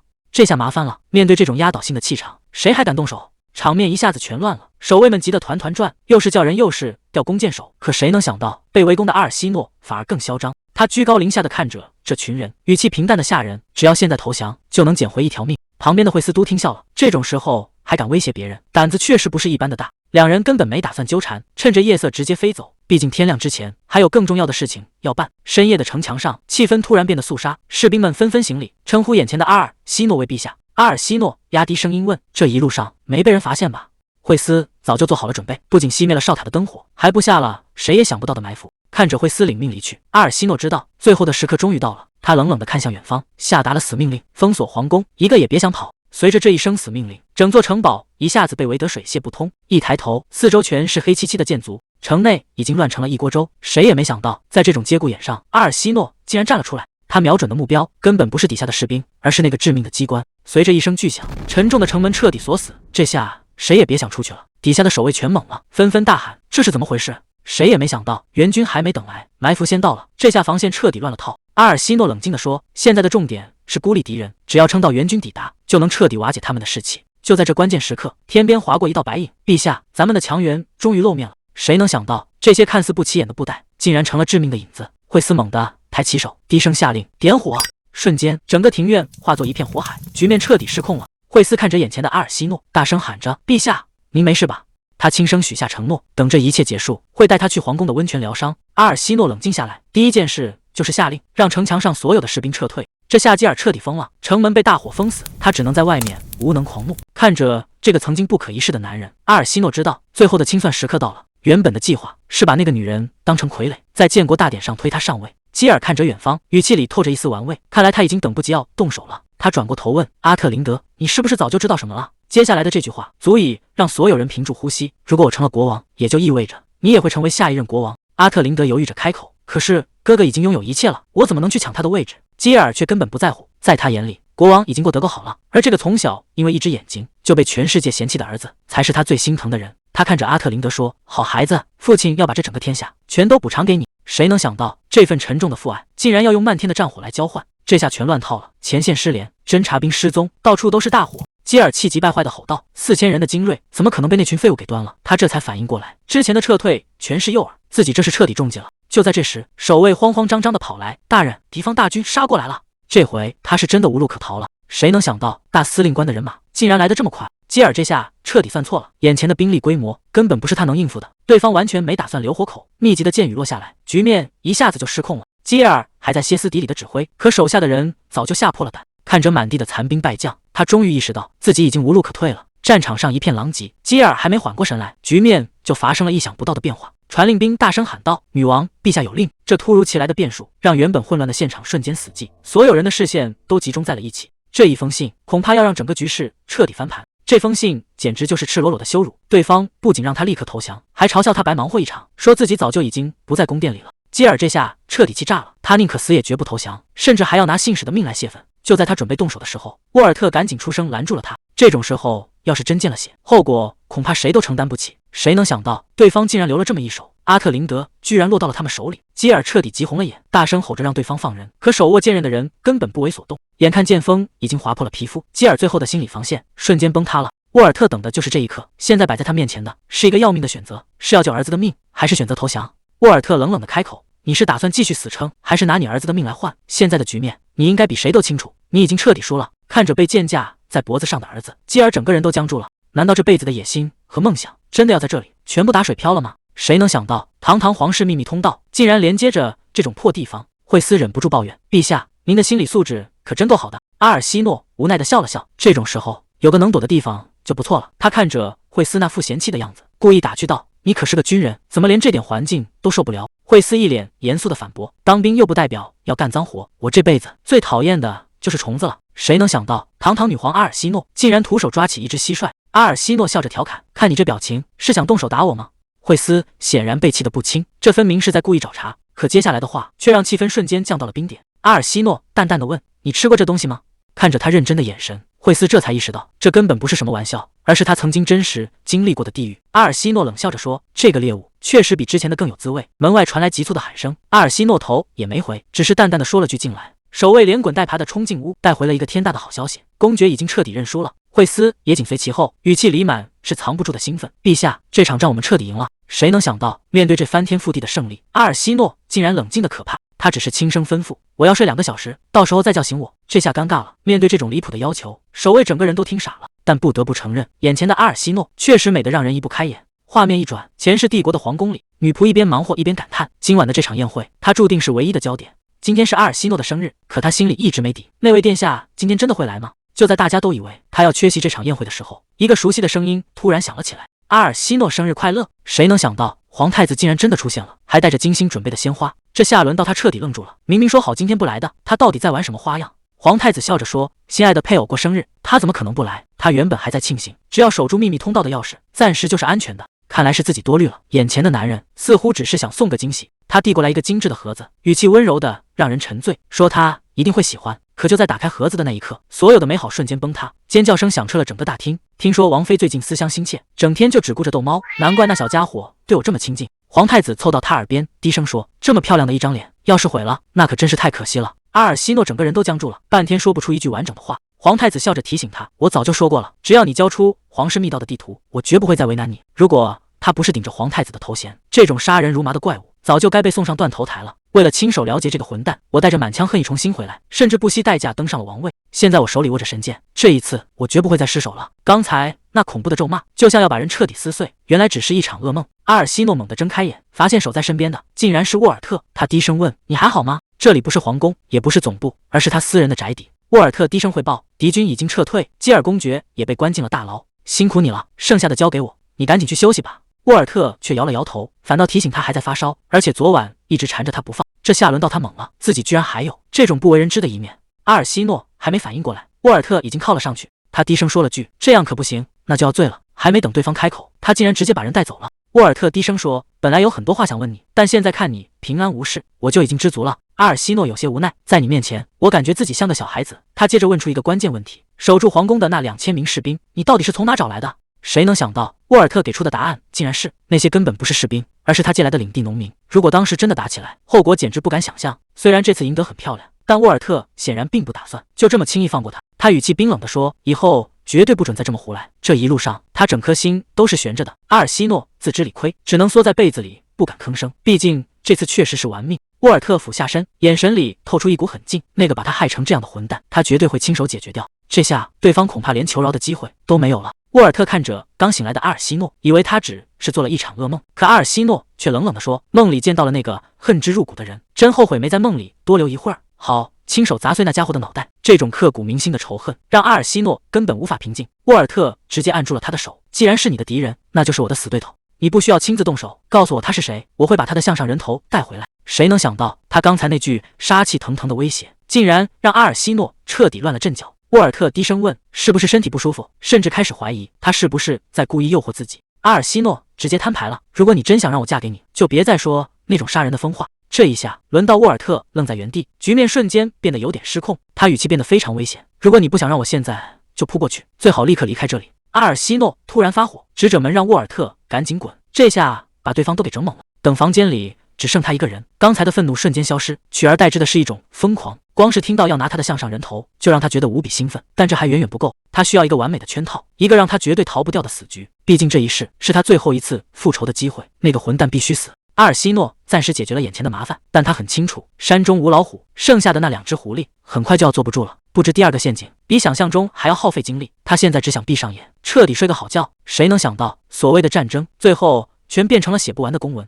沃尔特现在忙的连喝口茶的功夫都没有，生怕一个不小心就把这些要命的卷轴给弄脏了。看着这堆成山的烂摊子，他终于打算找个替死鬼来帮忙。不过眼下最棘手的还是关于基尔公爵的处置，那位公爵的命到底能不能保住？沃尔特却冷笑一声：“背叛者能活命，已经算是便宜他了。这可不是什么仁慈，而是一个警告。谁敢挑战皇权，下场就是从云端跌进泥潭。”谁能想到，曾经不可一世的基尔竟然被发配去当清洁工了？这下那帮领主们该睡不着觉了。手下人都觉得这对贵族来说简直是生不如死，还不如直接给个痛快。刚才那番话确实有点冲动了，但事已至此，已经没有回头的余地。沃尔特一边整理制服一边说：“走吧，我送你过去。”惠斯提醒他：“别忘了，今天的会议要定下不少大事。”这种场合全是虚伪的客套话，听着都让人觉得累。维顿公爵笑着说：“听说你女儿康复了，这可真是陛下的恩赐。”瓦妮莎嘴上应付着，心里却清醒得很。这哪是什么恩赐？这分明是一场拿领地百姓当筹码的交易，简直荒唐到了极点。但他还是得戴上面具，继续这场令人作呕的社交游戏。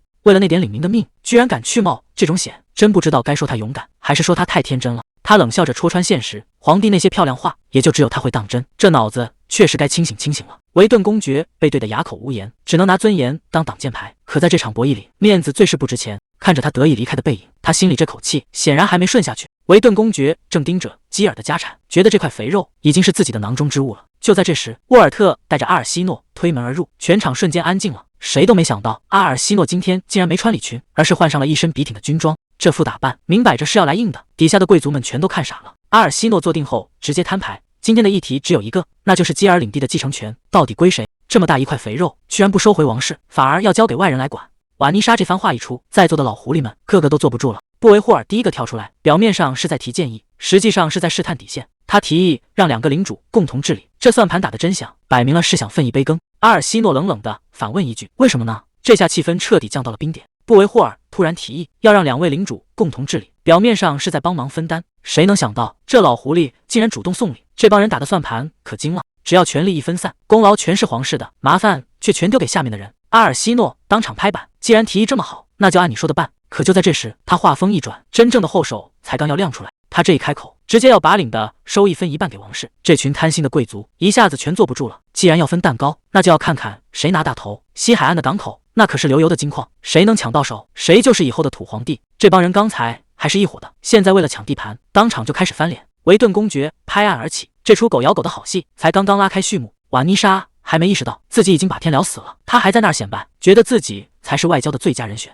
结果维顿公爵一开口，场面瞬间尴尬了。他根本没把对方放在眼里，甚至觉得这番话简直是笑话。眼看2人就要吵起来，火药味越来越浓，谁也不肯退让半步。阿尔西诺终于听不下去了，这一拍桌子，全场立马没了声音。都给我坐下！现在要谈的是真正能决定局势的大事。阿尔西诺抛出的这个诱饵简直大得惊人，这个港口的收益甚至能抵得上整个领地。就在所有人还没反应过来时，他又丢下一枚重磅炸弹，要在2大势力之间做选择。这下全场都坐不住了。阿尔西诺却表现得云淡风轻，他说在下次会议之前自己会做出最终决定。说完，他直接宣布散会，只留下一屋子的人在那儿面向去。阿尔西诺笑着说，想起那2人的表情就想笑，年纪越大反而越喜欢捉弄人了。沃尔特一脸纳闷，年纪大，这话题转得也太快了。他沉默了一会儿，还是忍不住开口问：基尔领地可是块肥肉，为什么要交给那2个人？阿尔西诺没有直接回答，只是露出一丝玩味的笑。怎么，你很好奇吗？其实阿尔西诺根本不在意，有人质疑反而让他更清醒。曾经最有竞争力的对手已经倒下，现在皇位空了出来，那些领主们真的会乖乖听话吗？沃尔特怎么也没想到，阿尔西诺竟然承认的这么干脆，他根本不在乎那点名声，在那些领主眼里，沃尔特才是平定叛乱的英雄，而阿尔西诺只是个没威胁的小孩。沃尔特这才反应过来，原来自己一直被当成了挡箭牌，基尔这是在故意隐藏实力，这招放长线钓大鱼，就是为了让那些老狐狸放松警惕，等他们露出真面目。沃尔特低声问，除了基尔公爵，你还打算除掉谁？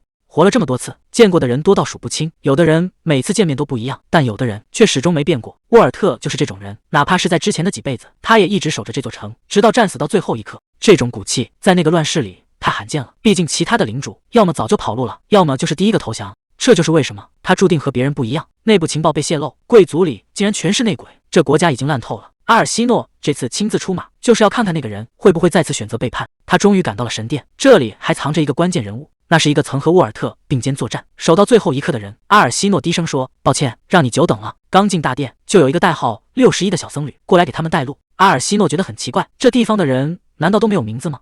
小僧低声解释，在这里修行就要断绝一切尘缘，名字和头发都被看作是不干净的累赘。看来这个地方远比想象中还要压抑。就在大家还没反应过来的时候，惠斯突然察觉到了不对劲，地上的这些羽毛恐怕就是某种不祥的预兆。惠斯低声提了一句，据说大团长的佩剑最初就是从这座神庙里带出来的。阿尔西诺一脸不可置信，赶紧向旁边的小僧求证。小僧非常肯定地点了点头，那把叫做黎明的神剑曾经是神庙里谁也拿不动的圣物，一直被封存在地下的深处。谁能想到堂堂神灵居然连个正经名字都没有，就叫什么无名之神，这起名水平也太随意了。就在阿尔西诺还在吐槽的时候，一个惊人的预言浮出水面，只要黎明之主归位，神灵就能找回真名降临人间。阿尔西诺猛地反应过来，原来预言里那个救世主竟然就是身边的沃尔特。这下小僧看他的眼神都变了，沃尔特却根本没把这当回事，催着大家赶紧出发，毕竟拯救世界也得按计划来。不过有一说一，沃尔特这长相和嗓音确实帅得有点过分了，连阿尔西诺都忍不住跟着一起犯花痴。沃尔特一脸严肃地提醒大家，这里可是重地，都给我把礼仪规矩守好了。看他这副如临大敌的样子，阿尔西诺反而觉得挺有意思，他现在的表情简直比挨了一刀还要难受，这可是个难得的把柄，以后想斗他的时候拿这招准没错。说话间，目的的已经到了，沃尔特停下脚步吩咐道，你先在这里等一下。原本安静的走廊，脚步声却突然停了下来。阿尔西诺主动开口说，好久不见了，基尔公爵。基尔愣在原地，谁能想到曾经权倾朝野的基尔公爵，现在竟然沦落到在这扫大街。阿尔西诺主动找上门，开门见山地说，好久不见了。基尔头都没抬，自嘲地问，找我这个废人能有什么事？阿尔西诺抛出一个重磅消息，他打算让2大家族共同接管公国，想听听这位前公爵的意见。结果人家根本不领情，直接一句话顶了回来，我没兴趣，你爱怎么折腾就怎么折腾吧。谁能想到，曾经权倾一世的公爵，现在竟然躲在这里干粗活？阿尔西诺开门见山，当初为了领地费尽心机，现在怎么可能说没兴趣就没兴趣？基尔冷笑一声：“你这是在消遣我吗？”阿尔西诺语气平静：“我可没那个闲工夫。”基尔看着远处的教堂，说自己已经看开了，现在的他只想追求无欲无求的境界。虽然刚开始很难放下，但习惯了这种清贫的日子，反而觉得以前那种贪婪的活法太累了。看着他这副样子，阿尔西诺陷入了沉思：这老狐狸是真的转性了，还是另有打算？基尔终于摊牌了，他承认当年反叛就是盯上了那个位置。阿尔西诺沉默了一会儿，问：“你后悔吗？”他一边拨弄起火堆，一边平静地回答：“虽然对不起你，但我并不后悔。”在他看来，当年的局势已经到了那一步，就算重来一次，他还是会做同样的选择。阿尔西诺也坦白了，他以前一直觉得这个男人只是想扶持个傀儡，好让自己在幕后掌权。没想到两人把话说明白后，当年的真相比想象中还要复杂。基尔忍不住感叹，能想出这种招数，阿尔西诺确实是个狠角色。阿尔西诺可没心思听这些客套话，他直接摊牌了：“我需要你承认我这个领主，然后跟我回去。”原来留他一条命就是为了这一刻的招揽。基尔听完笑了笑，拒绝得非常干脆：“你还是找别人去吧。”阿尔西诺语气平淡，却字字扎心。他直接拿捏住了对方的软肋，问基尔想不想知道儿子的近况。听说那位小少爷在牢里滴水未进，说是要替父亲赎罪，就他那虚弱的身子骨，恐怕撑不了多久。基尔彻底破防了，他怎么也没想到对方竟然会再次用儿子来威胁自己。阿尔西诺冷冷地看着他：“当初你为了赢不择手段，甚至先拿我的孩子当筹码，现在凭什么要求我大度？这笔账今天必须算个清楚。”阿尔西诺冷冷地开口：“你只看得到自己的标准，却忘了那些士兵也是别人的父子。我只是选了最有效的办法来保住他们的命。”这一番话说的对方哑口无言，谁也没资格指责他不公平。阿尔西诺头也不回地离开，只留下一句：“下次见面的时候，希望你能拿出败军之将该有的样子。”这场博弈显然是他赢了。画面一转，他已经回到了总部。原本平静的走廊，这下可彻底热闹了。谁能想到，几只乱窜的老鼠竟然成了这场混乱的导火索。女仆正美滋滋地端着茶，心里还盘算着这杯上等红茶肯定能讨得欢心。结果下一秒，老鼠直接蹦到了茶盘上，现场瞬间乱成一锅粥。士兵追着老鼠横冲直撞，女仆吓得魂都没了，手里的茶盘根本拿不稳。这下真的闯大祸了，滚烫的红茶一滴不剩地全泼在了沃尔特身上。这位冷面军官的脸色现在比锅底还要黑。阿尔西诺正瘫在沙发上，纠结要不要洗澡，这副邋遢样子偏偏被推门而入的沃尔特撞了个正着，空气中弥漫着尴尬的味道。他这眼神明显是嫌弃到了极点，他还想找借口掩饰，结果对方根本不给面子，直接下达了逐客令。沃尔特态度非常强硬，说士兵们已经怨声载道，今天他必须搬回皇宫。阿尔西诺这下彻底傻眼了，他根本不想回那个地方，在那儿除了痛苦的回忆什么都没有。为了能赖在这里不走，他甚至开始拍起马屁，说只有待在最强剑士身边，自己才觉得安全。沃尔特根本不吃这一套，一眼就看穿了他的心思，这哪是想参加什么典礼，分明就是找借口拖延时间。沃尔特突然话锋一转，说这几个月观察下来，发现阿尔西诺平时的随性和笨拙全都是演出来的。他断定阿尔西诺其实心思缜密，甚至连他去过神殿后的反常都看得一清二楚。这下阿尔西诺彻底装不下去了，他索性摊牌了，承认自己最近确实踢到了硬板凳，本想放低姿态去拉拢基尔，结果人家根本不给好脸。沃尔特很不理解，为什么要费这么大劲去接近那个人。阿尔西诺直言不讳，因为要铲除内部的叛徒，基尔是手里最重要的一张牌。沃尔特听完沉默了片刻，突然抛出一个奇怪的问题，问阿尔西诺知不知道他和基尔之间到底有什么共同点。沃尔特给出了答案，他说阿尔西诺和基尔其实是一类人，都是为了这个国家愿意豁出命去的理想主义者。相比之下，其他领主就显得自私多了，他们根本不在乎谁当权，只顾着守住自家的一亩三分地。阿尔西诺听出了话外音，提到了两个关键人物，一个是精通权术的瓦妮莎，一个是出身忠良之后的维顿。沃尔特把这个难题抛了回来，想看看阿尔西诺更看好哪一个。阿尔西诺权衡再三，觉得维顿公爵更看重皇室的立场，显然是更稳妥的选择。沃尔特听完若有所思，紧接着抛出了一个更直接的问题，既然如此，是不是该让他来做主席的位置？阿尔西诺一眼就看穿了沃尔特的心思，他说那两个候选人其实半斤八两，谁都没资格坐上主席的位置。沃尔特被说中了心事，只能沉默以对。看着沃尔特严肃的样子，阿尔西诺故意凑到他耳边调皮的挑逗，气得沃尔特让他离远一点。他倒是一脸坏笑，显然很享受这种反应。玩笑归玩笑，阿尔西诺很快又回到了正题。他分析瓦妮莎根本镇不住那帮老狐狸，而维顿公爵也同样指望不上。现在领主们各怀鬼胎，无论选谁都会引起一堆麻烦。沃尔特问他到底想怎么办，阿尔西诺终于露出了他的真面目。与其费劲去说服那帮顽固的领主，不如直接把基尔一个人搞定，只要拿下了他，剩下的问题全都迎刃而解。阿尔西诺还在琢磨基尔那个顽固老头，顺口问了一句他儿子的近况。沃尔特说那孩子最近有点反常，放着家传武艺不练，整天把自己埋在书堆里。阿尔西诺觉得挺新鲜，一个武将世家的接班人，心思竟然这么细腻。沃尔特却一脸淡定的反驳说谁规定将军家里就必须出士兵。这话从他嘴里说出来，阿尔西诺是100个不信，毕竟海伯格家族可是出了名的战神窝。结果沃尔特接下来的话，差点没让阿尔西诺当场喷出来。他说自己其实也不想当兵，当初只是机缘巧合捡到了神剑，然后就这么稀里糊涂地一路升到了大将军的位置。看着他那副一本正经的样子，阿尔西诺简直无语到了极点。这哪是谦虚啊，这简直是凡尔赛到了家。什么运气好，什么顺势而为，这种话也就他能说得出口。阿尔西诺心里一阵火大，这种过度的真诚，有时候比撒谎还气人。沃尔特还在那没完没了的碎碎念，阿尔西诺实在是听不下去了，直接让他消停点，说自己现在只想睡觉。房间里终于安静了下来，阿尔西诺闭上眼，不再理他。沃尔特坐在旁边等了很久，直到确定对面没动静了，才试探着问了一句：“你睡熟了吗？”见阿尔西诺没有反应，他慢慢俯下身子，动作轻得像怕惊扰了一场美梦。他伸出手，指尖轻轻划过阿尔西诺的长发。这一刻，刚才那些关于权力和地位的争论，仿佛全都消失了。他只是这么静静地看着他，眼神里藏着谁也看不透的情绪。谁也没想到，这天说变就变，一场突如其来的大雪，让整个宫廷都陷入了忙乱。外面的世界闹哄哄的，阿尔西诺却把自己关在房间里，他手里的笔一直没停，仿佛在筹划着什么重要的事情。与此同时，贵族们也没闲着，正听着各种小道消息，大家都在背地里议论加冕礼的日期迟迟定不下来，这位新女王到底什么时候才会进宫？瓦妮莎压低声音说，议会里那些人已经开始私下招兵买马了。伊丽莎白冷笑着接话，他们觉得阿尔西诺能赢，全靠指挥官在背后撑腰，根本没把他放在眼里，甚至有人还没等尘埃落定，就已经盯上了领地和兵权，这吃相真是越来越难看了。就在这时，维顿公爵刚好路过，听到了这一切，他没有生气，反而露出了一个微笑，看来有人要倒霉了。阿尔西诺现在可真是大忙人，登基大典在即，领地里的大小事务全都要他一个人拍板，从税率调整到灾后重建，他连喘口气的功夫都没有，只能一个接一个的听汇报，这节奏快得让人心慌。沃尔特在旁边看着，心里其实挺不是滋味，这姑娘怕是好几天没合眼了，到底是什么事让她这么拼命？直到深夜，他才终于忍不住开口，原来你一直在这熬着，就是在准备明天的会议吗？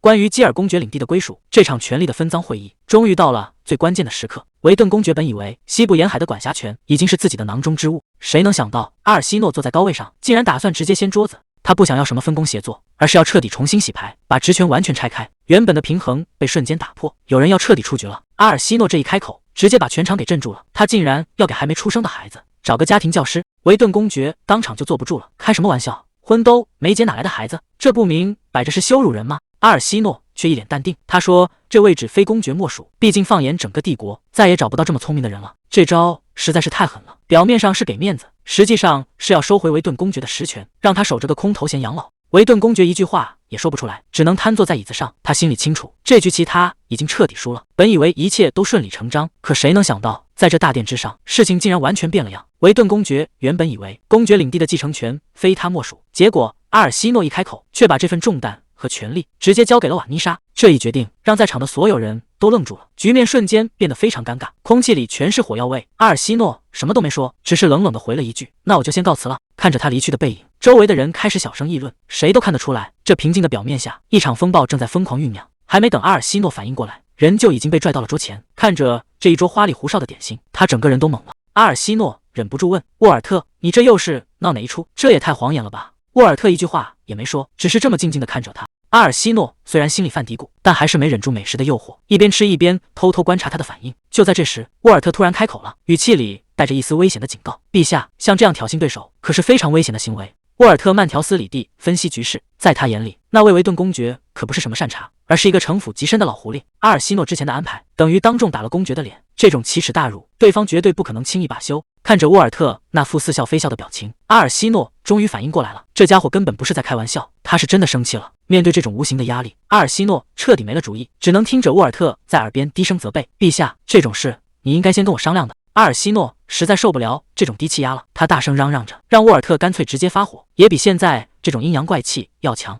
为了平息沃尔特的怒火，他只能坦白自己是故意挑衅维顿公爵的，目的就是为了逼对方出手。可沃尔特显然没那么好糊弄，他紧接着追问为什么要这么做。阿尔西诺一时间语塞了，他没法说出真相，因为在他的前几世记忆里，维顿公爵是个彻头彻尾的卖国贼，一个背叛了国家3次的人，绝对不会在第4次收手。可现在的麻烦是，他没法惩罚一个还没犯罪的人。阿尔西诺在心里盘算了半天，他给维顿公爵下了个死套，就看这老狐狸会不会上钩。可现在最难的是怎么跟眼前的沃尔特解释，总不能直接告诉他这是自己重生3次换来的经验吧？这种离谱的事说出来谁会信呢？阿尔西诺深吸一口气，试探性地问了一句：“如果我说的话很荒唐，你还会相信我吗？”没想到沃尔特回答的干脆利落，只有一个字：会。既然话都说到这份上了，阿尔西诺索性直接摊牌。他说维顿公爵极有可能是潜伏在国家的帝国间谍。沃尔特显然被这个消息镇住了，他立刻追问是不是掌握了什么秘密情报。结果阿尔西诺理直气壮地回答没有，全凭直觉。阿尔西诺在心里不停地给自己打气，越是这种没证据的事，就越要表现得理直气壮。他拍着胸脯保证自己的直觉从来没错过。他要求沃尔特从现在开始必须死死盯住维顿公爵的一举一动。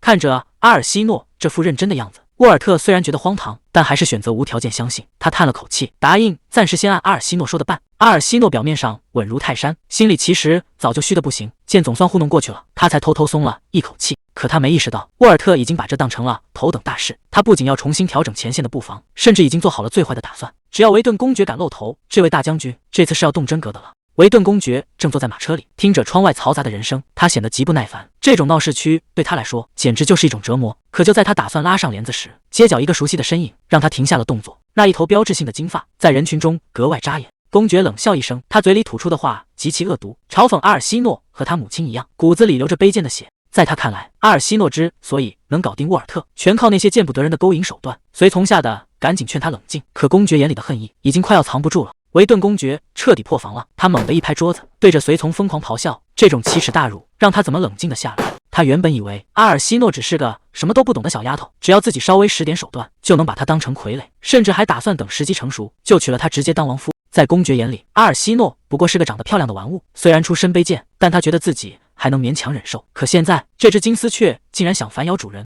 公爵看着窗外，心里已经开始盘算，其他的竞争对手死的死，老的老，根本没人能拦得住他。他冷笑着觉得这个国家已经没救了，既然阿尔西诺不识抬举，那这王座他只能亲自动手去抢了。维顿公爵已经想好了退路，他觉得现在的政权就是一条快要沉没的破船，根本没必要继续待下去。他低声询问随从关于帝国那边的秘密接触，得知皇太子的亲信早就已经等得不耐烦了。维顿公爵露出一抹阴险的笑，既然对方主动送上门，那就尽快安排见面。他已经迫不及待要换个主子了。就在这时，他隔着车窗指向街边，盯着那个金发的背影，眼神里充满了恶意。他下令让随从动手，把那个女人直接抓回府邸，只因为她的背影长得太像那个让他误愕的阿尔西诺。既然抓不到真正的阿尔西诺，那就拿这个替身来泄火。他要求随从把人洗干净，今晚直接送到他的卧室去。在帕奈萨斯这个地方，东南西三面都有重兵把守，唯独北边的双子山因为地势险要，一直被公认为不需要驻防。可谁能想到，就在这片荒凉的山脉之下，竟然藏着一支秘密部队，规模小到说他是编制都觉得寒酸。这就是帕奈萨斯第8小队，全部成员加起来也就12个人。士兵们大声喊着：“队长，队长回来了！”这个长着纯白羽翼的惠斯，就是这支边缘部队的首领，也是这片禁地真正的守护者。惠斯刚落地，纳帕里就赶紧迎了上来，毕竟这支小队平时根本没人管，队长就是他们的主心骨。惠斯顾不上休息，开口就问基地的近况。得知一切正常后，他紧绷的神经才稍微松了一点。纳帕里问：“队长，今天留下来休息吗？”惠斯摇了摇头说：“不行，我只是顺路过来看看。女王身边现在没人守着，我必须马上回指挥部。”纳帕里有些无奈，自从队长接了护卫任务，回基地的次数越来越少，连翅膀上的羽毛都顾不上打理了。惠斯突然压低了声音问：“听说过维顿公爵吗？”那个老狐狸绝对没安好心，女王现在的处境非常危险。他立刻下令，挑几个眼神最毒的兄弟去盯着维顿公爵的领地，一刻都不能放松。纳帕里盯着队长看了半天，总觉得哪里不太对劲，他忍不住吐槽说：“队长，你以前办事可没这么认真，哪怕是将军交代的任务，你通常也是能敷衍就敷衍。”惠斯停顿了一下，解释说：“那是因为女王以前在普诺莫斯住过，所以我才多留了份心。”纳帕里听完直接叫出了声：“什么？普诺莫斯？那可是北边最荒凉的地方，女王竟然在那儿待过？”惠斯接着抛出了个重磅炸弹，他说在那儿住了2年多，而且跟我母亲还挺熟的。纳帕里这下彻底精神了，一个人类竟然在北边住了2年，还偏偏是队长的老家，这概率简直比中彩票还低。他一脸坏笑的凑过去说：“队长，这不就是命中注定的缘分吗？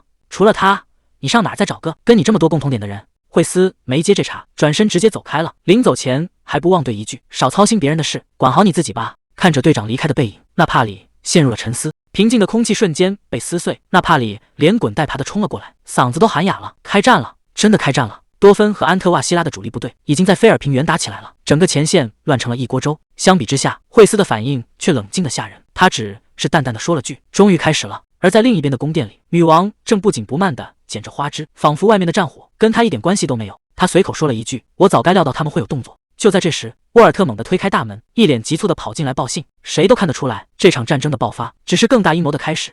沃尔特看着淡定的阿尔西诺，阴阳怪气地说：“这种泰山崩于前而色不改的劲头，我真得好好学学。”阿尔西诺根本没接他的茬，只是冷静地分析对方集结了几万大军，这一仗早晚都要打。他突然问了一句：“你是说多芬先动的手？”得到肯定的答复后，阿尔西诺断言：“那多芬赢定了。”沃尔特愣住了，多芬要兵没兵，要地利没地利，凭什么能赢？阿尔西诺放下了手中的剪刀，语气平淡，却让人脊背发凉。理由很简单，因为多芬手里有狼人，那些狼人速度极快，而且夜视能力极强，最适合在黑夜里搞突袭。沃尔特这下终于反应过来，阿尔西诺指的是帝国送去多芬的那些狼人劳工。这场战争的走向恐怕早就被他看穿了。沃尔特还是不敢相信，难道他们真的打算去切断安特瓦西拉的补给线？可菲尔平原一望无际，根本没有任何遮挡。如果想强行封锁峡谷，那就是在给高地上的弓箭手当活靶子，冲过去准会被射成筛子。阿尔西诺在一旁悠悠的开口：“打仗这种事，往往是看谁能熬到最后。”沃尔特脑子里刷的一下全通了，如果动用的是狼人呢？所有想不通的线索在这一刻彻底串了起来。原来帝国根本没打算派兵，而是偷偷送去了狼人。这些家伙不需要掩体，更不需要漫长的补给，他们选在秋收结束、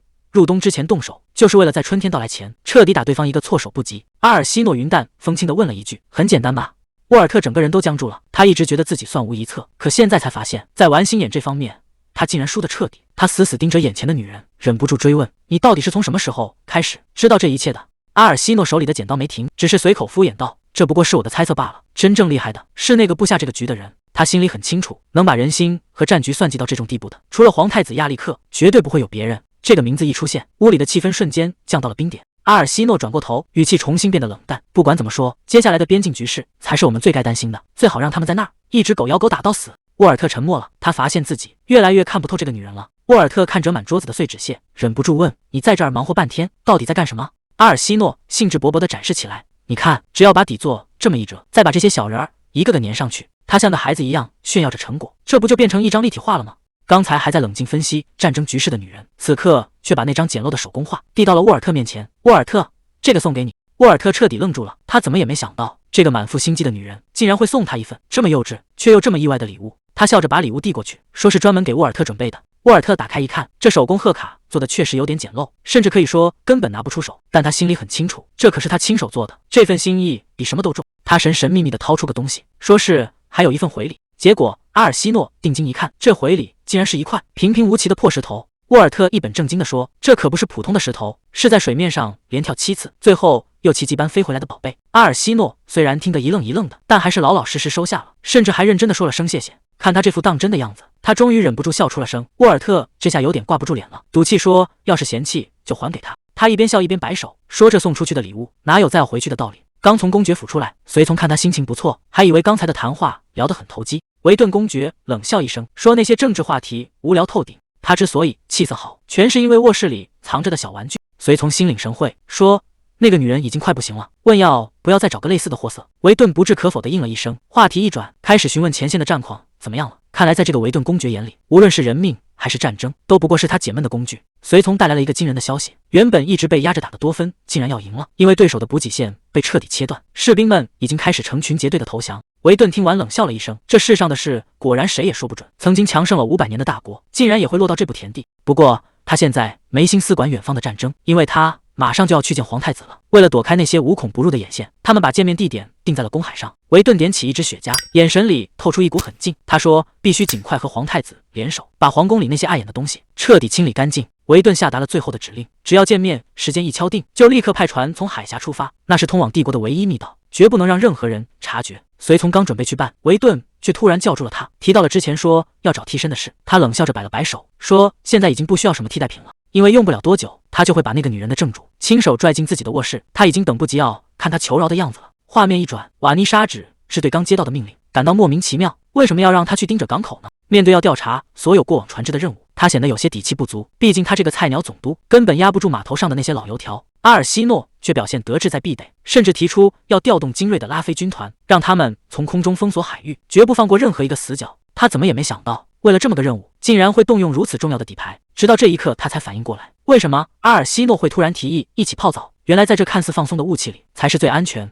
最防窃听的谈判桌。这场针对港口的围猎已经到了万无一失的地步。在这极尽奢华的浴室里，两人一边享受着西域玫瑰精油，一边聊着些无关痛痒的闲话，仿佛真的只是在放松身心。可下一秒，气氛就彻底变了。他试探着问了一句：“这次的任务是不是为了对付维顿公爵？”阿尔西诺听完，不仅没生气，反而露出了赞许的笑意，直言就喜欢和聪明人打交道，因为聪明人总是能一点就透。这句夸奖让他心里咯噔一下，虽然猜中了目标地身份，但他怎么也想不通，为什么要在这个节骨眼上盯着公爵。他总觉得哪里不对劲。如果维顿公爵真的想在海上搞动作，这重一眼就能看穿的计划根本不符合他的行事风格。就在这时，阿尔西诺抛出了一个重磅消息：最近公爵府里经常出入一个生面孔，对方自称是来自帝国的古董商。听到帝国这两个字，他立刻察觉到了问题的严重性。维顿公爵平时最讨厌商人进家门，这次破例见面绝对不是为了买卖古董那么简单。一个可怕的念头冒了出来，难道维顿真的打算通敌卖国吗？阿尔西诺看着他，语气变得异常严肃。现在这一切还只是猜测，而他的任务就是去抓到那个决定性的证据。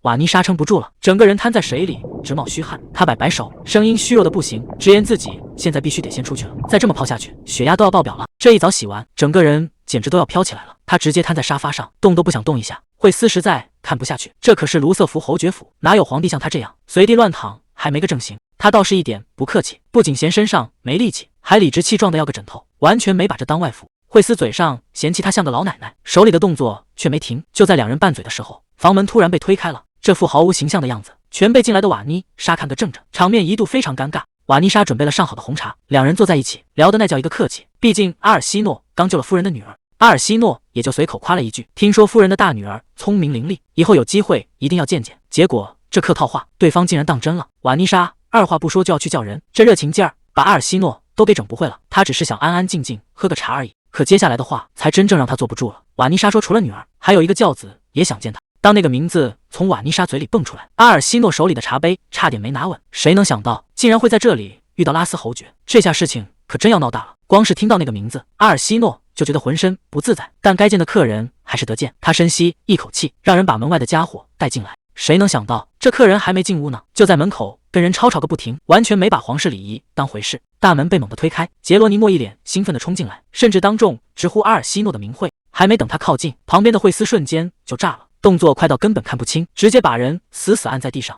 惠斯眼神冰冷，质问他哪来的胆子，敢对陛下这么没大没小。这下场面彻底尴尬了，阿尔西诺只能赶紧出面打圆场。惠斯刚才差点就动手了，非说杰罗尼莫是在行刺，吓得阿尔西诺赶紧出来打圆场，说这只是个关系特别好的老朋友。杰罗尼莫也是倒霉，堂堂一个侯爵，竟然被护卫按在地上摩擦。阿尔西诺一边看戏一边调侃，看来以后不用担心他被暗杀，毕竟这抗揍能力确实见长。这两个人一坐下来，那真是谁也不让谁。阿尔西诺嫌弃他当了侯爵没礼貌，杰罗尼莫反手就吐槽他当了皇帝说话还是这么冲。眼看两人就要当场掐起来，互相揭对方的老底，旁边一直沉默的科科什终于忍不住开口了。这位侯爵家的大女儿非常有礼貌的打了个招呼，就赶紧找借口想溜，毕竟这种皇帝和侯爵掐架的场面真不是一般人能掺和的。刚被护卫教训完，科科什又笑眯眯的凑了过来，虽然嘴上说着想找他聊聊，但那眼神里的威胁吓得杰罗尼莫动都不敢动。他一边碎碎念，一边抱怨家里人管得太严，现在的局面让他压力山大。毕竟谁能想到当年的老熟人竟然真的成了国王。阿尔西诺倒是看得很开，感叹这世事难料，既然大家都活到了今天，有些账也该算一算了。杰罗尼莫赶紧凑过去套近乎，说当初讨伐公爵的时候，自己可是二话不说就接出了军队，这份人情阿尔西诺肯定的记着。看这架势，他显然不是来叙旧这么简单。铺垫了这么多，最后终于露出了真面目，直接开口管阿尔西诺讨要奖励了。杰罗尼莫心心念念的奖励，结果就是一个响亮的脑崩。阿尔西诺这一下可没留情，直接把这不着调的小侯爵给弹出了谈话现场，打发走了捣乱的。阿尔西诺这才转过头来跟旁边的科科什夫人打招呼，他早就听说这位夫人聪明过人，连商界大佬都要向他请教。近距离看到阿尔西诺的英姿，他整个人都沦陷了，心里只剩下一个念头：眼前的这位国王陛下简直比传闻中还要帅气。面对阿尔西诺的夸奖，科科什显得非常谦虚，在他眼里，阿尔西诺才是那个平定叛乱，在绝望中救了他命的真英雄。嘴上说着不敢当，可这位夫人的眼神里全是藏不住的崇拜。他等这一天已经等了太久。杰罗尼莫这下是真的急了，他一把捧住科科什的脸，警告他离阿尔西诺远一点，说他这种单纯的性格分分钟会被阿尔西诺吃的骨头都不剩。阿尔西诺在一旁听得火大，这还没怎么着呢，就开始当面编排起他来了。可杰罗尼莫现在根本听不进去，他满脑子都是科科什的安危，动作那叫一个亲密。结果科科什本人却是一脸问号，完全没开窍。看着这腹肌童鸭讲的画面，阿尔西诺算是彻底看明白了，科科什根本就没有恋爱细胞。杰罗尼莫这追妻之路怕是比登天还要难。他无奈地叹了口气，顺手递过去一块蛋糕，让杰罗尼莫多吃点补补体力，毕竟摊上这么个木头疙瘩，以后受罪的日子还长着呢。屋里那俩人还在吵个不停，杰罗尼莫和科科什谁也不让谁。阿尔西诺被吵得头都要炸了，实在没法冷静思考，干脆找个借口先溜出来透透气。他独自走在空旷的庭院里，本想借着冷风清醒一下，可还没走几步，天色就彻底阴沉了下来。阿尔西诺下意识地抬头看天，心里还纳闷呢，这大冬天的，怎么突然就开始下雨了？雨水顺着发丝滑落，这反常的天气透着一股说不出的诡异。就在他愣神的这一刻，某种不寻常的气息已经悄悄锁定了他。就在阿尔西诺愣神的时候，惠斯突然挡在了他身后，还没等他反应过来，一双巨大的白色羽翼已经在雨中猛然展开。雨下得这么大，惠斯直接张开羽翼，把他整个人护在怀里。惠斯低声叮嘱：“跟紧我。”阿尔西诺看着被雨淋湿的翅膀问：“你们拉菲族不是很讨厌淋雨吗？”惠斯无奈地回答：“讨厌也没办法，侦察队的工作就是这样，早就习惯了。”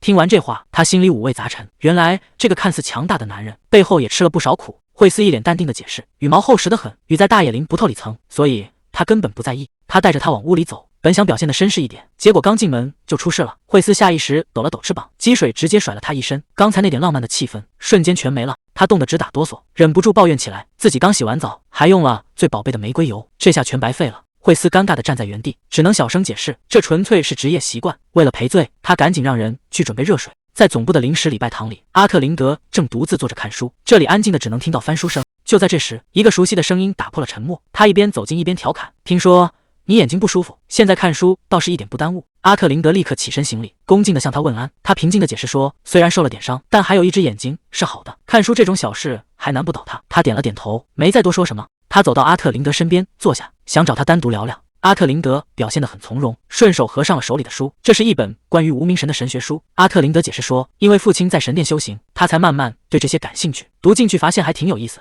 他顺势提起了阿特林德的父亲，听说那位大人最近过得不错。阿特林德点了点头，说父亲放下权力后，反而觉得前所未有的轻松，他那种随遇而安的性格，确实能在那儿找到平静。听到这儿，他却冷笑了一声，这种豁达的特质他可没有，他这人最是记仇，谁让他受过罪，他就一定要亲手还回去。他突然停下闲聊，盯着阿特林德，开门见山地问：“阿特林德，你心里到底有没有恨？毕竟是我这个当国王的，亲手毁了你的父亲，让你从云端跌到了谷底，这个问题太狠了。”阿特林德整个人愣在原地，半天没说出话来，沉默了许久。阿特林德缓缓抬起头，语气里带着一丝自嘲，他说：“这也正是我想问您的，陛下，难道您就不恨我们吗？”这下轮到他沉默了。两个各怀心思的人，终于把最后那层窗户纸给彻底捅破了。他冷冷地回了一句：“如果我真的恨你，根本就不会留你一条命。”阿特林德听完自嘲地笑了，既然陛下都这么说了，那我自然也没理由再记仇。谁知他话锋一转，突然提议说：“那我们就和解吧。”阿特林德整个人都听傻了，完全没反应过来，这和解到底是什么意思？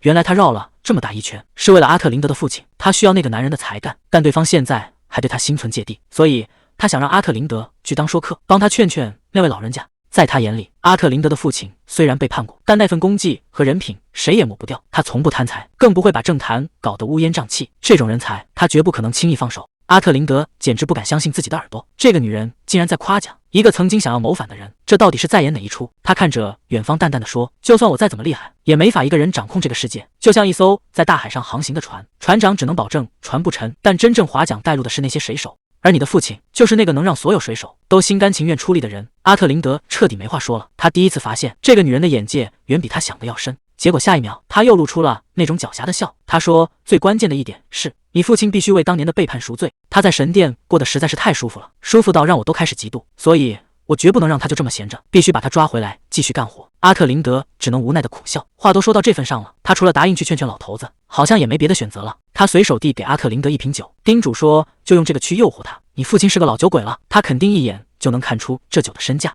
阿特林德接过酒瓶，仔细一瞧，整个人直接傻在原地，这可不是一般的名贵。他接着又抛出一个重磅炸弹，告诉他只要肯为我办事，这种酒我直接送他100箱，那我就在宫里等你的好消息了。说完，他就潇洒的转身离开，留下阿特林德一个人对着酒瓶发呆。100箱这种极品名酒，这谁能顶得住啊？可还没等阿特林德缓过神来，门口突然出现了一个怪人，那人背后竟然长着一对大翅膀，就这么死死地盯着他看。阿特林德刚想开口问问情况，结果惠斯二话不说，直接一个箭步冲上来，死死地把他搂在了怀里。这突如其来的大拥抱，差点没把阿特林德给吓疯了。这到底又是哪路神仙啊？阿特林德还没反应过来是怎么回事，整个人就被惠斯直接拎到了半空中。他只能一边在风中凌乱，一边拼了命地大喊停下。与此同时，在寂静的无名神殿里，基尔正独自站在走廊，看起来心事重重，完全没注意到周围的动静。他以为自己躲在这里就能彻底远离那些纷争，过上清静日子。可就在他发呆的时候，一只手突然从背后伸出来，死死地扣住了他的手腕。小僧一脸担心地问：“你是不是生病了？这几天看着总觉得不太对劲。”他只是淡淡的回了一句：“没事。”打发走了孩子，独自一人走在空荡荡的长廊里，他不停地提醒自己，必须得振作起来了。可就在这时，耳边突然响起了微弱的呼唤声，一声接一声的叫着父亲。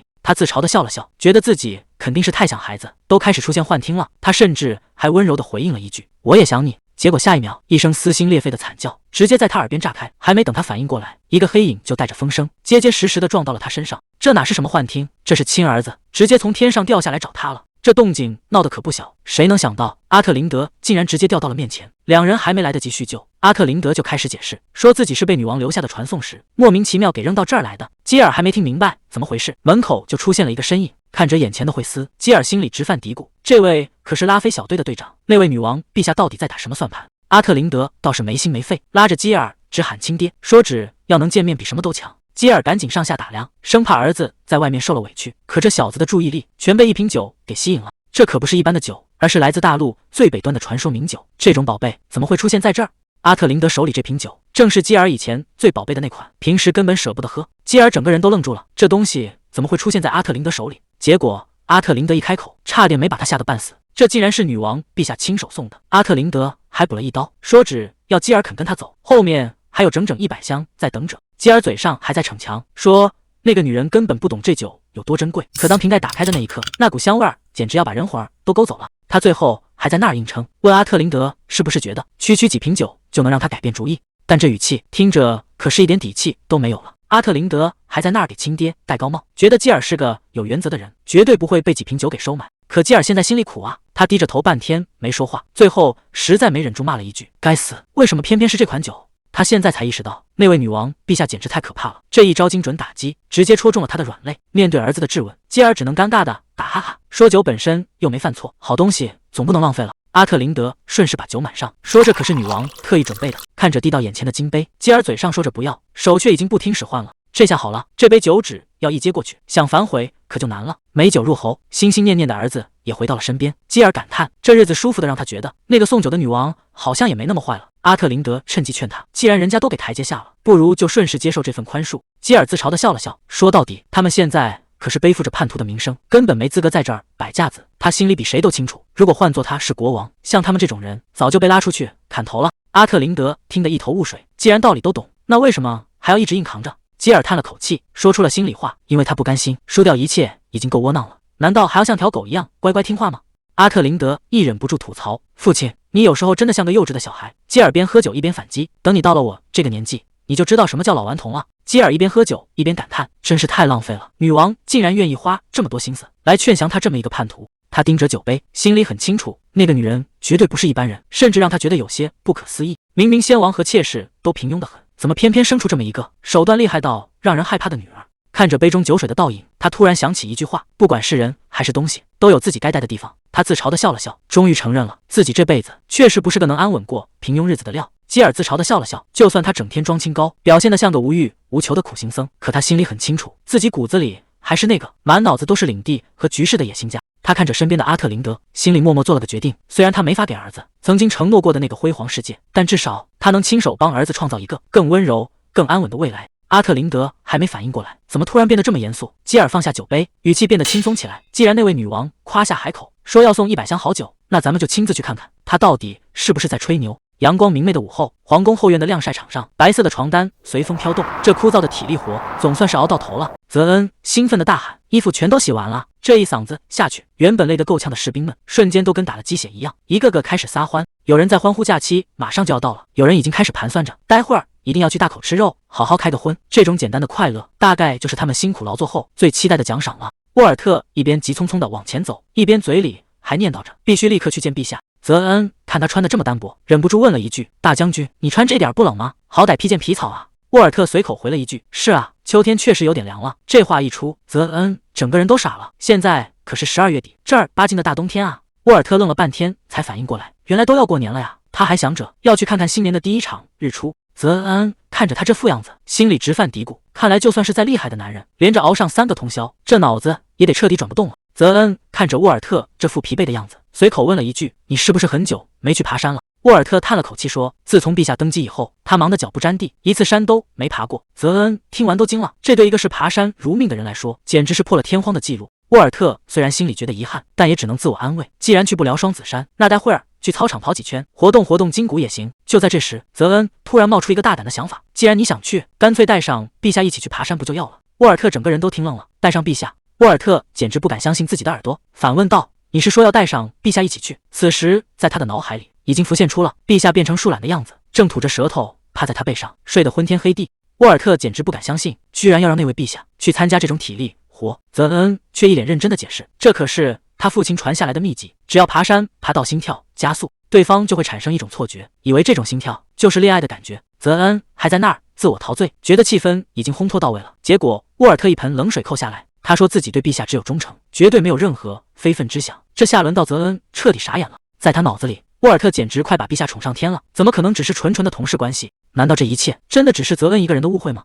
沃尔特越想越觉得泽恩那个爬山的建议其实挺靠谱，既能锻炼身体还不费钱。可他心里还是有点打鼓，那位高高在上的陛下真的会吃这一套吗？直到他推开门，看到正在熟睡的阿尔西诺，心里的纠结一下子全没了。他决定不再犹豫，必须立刻把这个计划呈报给陛下。沃尔特深夜求见，阿尔西诺似乎早就料到他会来，开口第一句就是你来的正好。瓦妮莎这次带来的可是个足以翻盘的重磅消息，那个经常出入公爵府的商人。阿尔西诺听完冷笑一声，看来这条大鱼终于还是上钩了，身份已经彻底查清了，就是潜伏已久的帝国间谍。阿尔西诺收到消息，公爵的战舰已经伪装进港了，这明摆着是要去见什么人。沃尔特还是老样子，觉得没证据就不能乱扣帽子，万一被对方反咬一口就麻烦了。可阿尔西诺根本不听这一套，他说自己最懂坏人在想什么，只要直觉对了就没问题。不过这回对手也是个老狐狸，可能已经察觉到被盯上了，到底该怎么抓这个现行呢？沃尔特分析的没错，接头地点就在边境线上，这时候调动军队，搞不好会演变成外交事故。阿尔西诺也同意不能硬碰硬，得想个法子给公爵扣上帽子，还得让抓捕看起来像场意外。可这说起来容易做起来难，到底该怎么抓这个现行呢？就在沃尔特一筹莫展时，阿尔西诺突然笑着问他：“大将军，你平时喜欢钓鱼吗？”这种离谱的提议真的不是在开玩笑吗？沃尔特居然真的坐在码头钓起鱼来，没想到这招愿者上钩还真灵。布维霍尔这个老狐狸竟然主动凑过来搭话了，他还没意识到这是个局，甚至还笑话沃尔特技术太烂，忙活半天连个鱼苗都没见着。布维霍尔大方的表示，要是自己钓到了好东西，待会儿可以分给沃尔特一点。沃尔特沉默着没说话，因为他今天想钓的可不是水里的鱼。阿尔西诺之所以带上沃尔特，是因为他身份特殊，是这次计划最完美的见证人。可怜的沃尔特还蒙在鼓里，看着布维霍尔在那儿兴冲冲的钓鱼，他心里全是利用老实人的愧疚感。他甚至还在想，等这事儿结束了，一定要陪布维霍尔去爬山补偿一下。就在这时，海面上突然出现了异动，沃尔特立刻警觉起来，那是约定的信号，真正的风暴马上就要来了。沃尔特提醒说：“伯爵，这地方不太安全，咱们得换个位置。”布维霍尔倒是干脆，直接起身准备出发，这速度快得让人没反应过来。布维霍尔看着海面问：“你该不会是打算要出海吧？”沃尔特只回了2个字：“没错。”他头都没回，淡淡的说了一句：“船，我早就准备好了。”谁能想到他口中的船竟然是这么一个庞然大物？布维霍尔直接看傻了眼。布维霍尔还在犯嘀咕，这都什么时候了，上哪儿去找船？在另一条船上，维顿公爵却开始受罪了，这船晃得他魂都要飞了。随从倒是很冷静，为了不引人注意，只能把船伪装成商船。这出海的第一步总算是有惊无险。维顿这下是彻底破防了，在船上大吼大叫，到底什么时候才能到？随从在一旁卑微的解释，还得20分钟，现在已经是最高航速了。这话听得维顿火冒三丈，对着船身就是一拳。要不是为了那个女人，他才不来这鬼地方受罪。就在他快要撑不住的时候，前方终于传来了消息，目的地马上就要到了。看着眼前这艘金灿灿的帝国大船，维顿整个人都傻了，这帮人脑子进水了吗？说好的秘密会面，搞得这么招摇，是怕别人看不见？他心里10000个不乐意，遭了这么多罪才赶到这儿。船上的守卫可没心思听他抱怨，大声催促着赶紧上来，皇太子殿下已经等得不耐烦了。看着眼前晃晃悠悠的绳梯，维顿更无语了，一想到待会儿还要见那个小鬼，他就觉得头大。可还没等他爬上去，船上突然乱成了一团，到处都是嘈杂的喊叫声。这帮人在乱嚷嚷什么呢？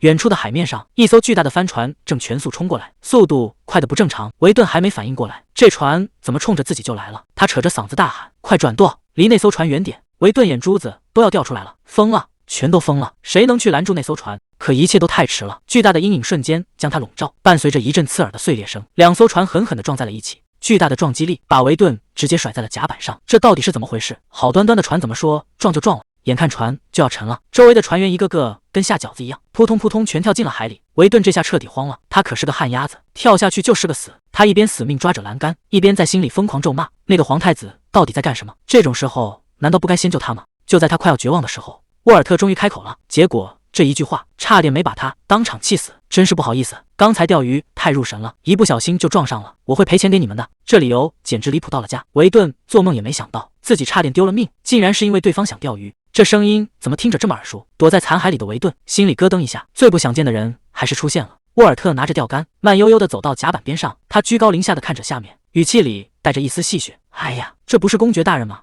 沃尔特盯着下方的残骸，一字一句地问道：“在这边境的海域里，你到底在这儿干什么呢？”这语气听着像是在叙旧，可维顿心里清楚，只要回答错一个字，今天就真的没命回去了。权倾朝野的维顿公爵，竟然一夜之间成了阶下囚，罪名更是吓人，勾结帝国，出卖国家机密。消息一出，整个贵族圈子都炸锅了，官方甚至下达了强制令，要求所有人必须参加公开审判。法庭里到处都是议论声，有人觉得这简直是胡扯，公爵家族忠诚了这么多年，怎么可能突然变节？但也有人冷笑着反驳，别忘了他在导师那件事上表现得有多疯狂，这世上没什么是不可能的。大家都在猜测这场审判到底会揭开什么秘密。人都到齐了吗？随着阿尔西诺的一声询问，整座大厅瞬间安静的落针可闻。阿尔西诺提着裙摆，一步步走向自己的位置，所有人的目光都死死盯着他。阿尔西诺坐在高位上，冷冷的宣布：审判正式开始。他下达了命令，把人带上来。所有人都在等这一刻。那个曾经不可一世的维顿，现在却成了阶下囚。这场面确实难得一见，连围观的人都忍不住感叹：好戏终于要开场了。维顿简直不敢相信自己的船莫名其妙被撞了，结果还要被送上军事法庭。他大声质问：这到底算哪门子审判？简直就是一场闹剧。阿尔西诺看向台下，让沃尔特当众解释清楚，这到底是怎么回事。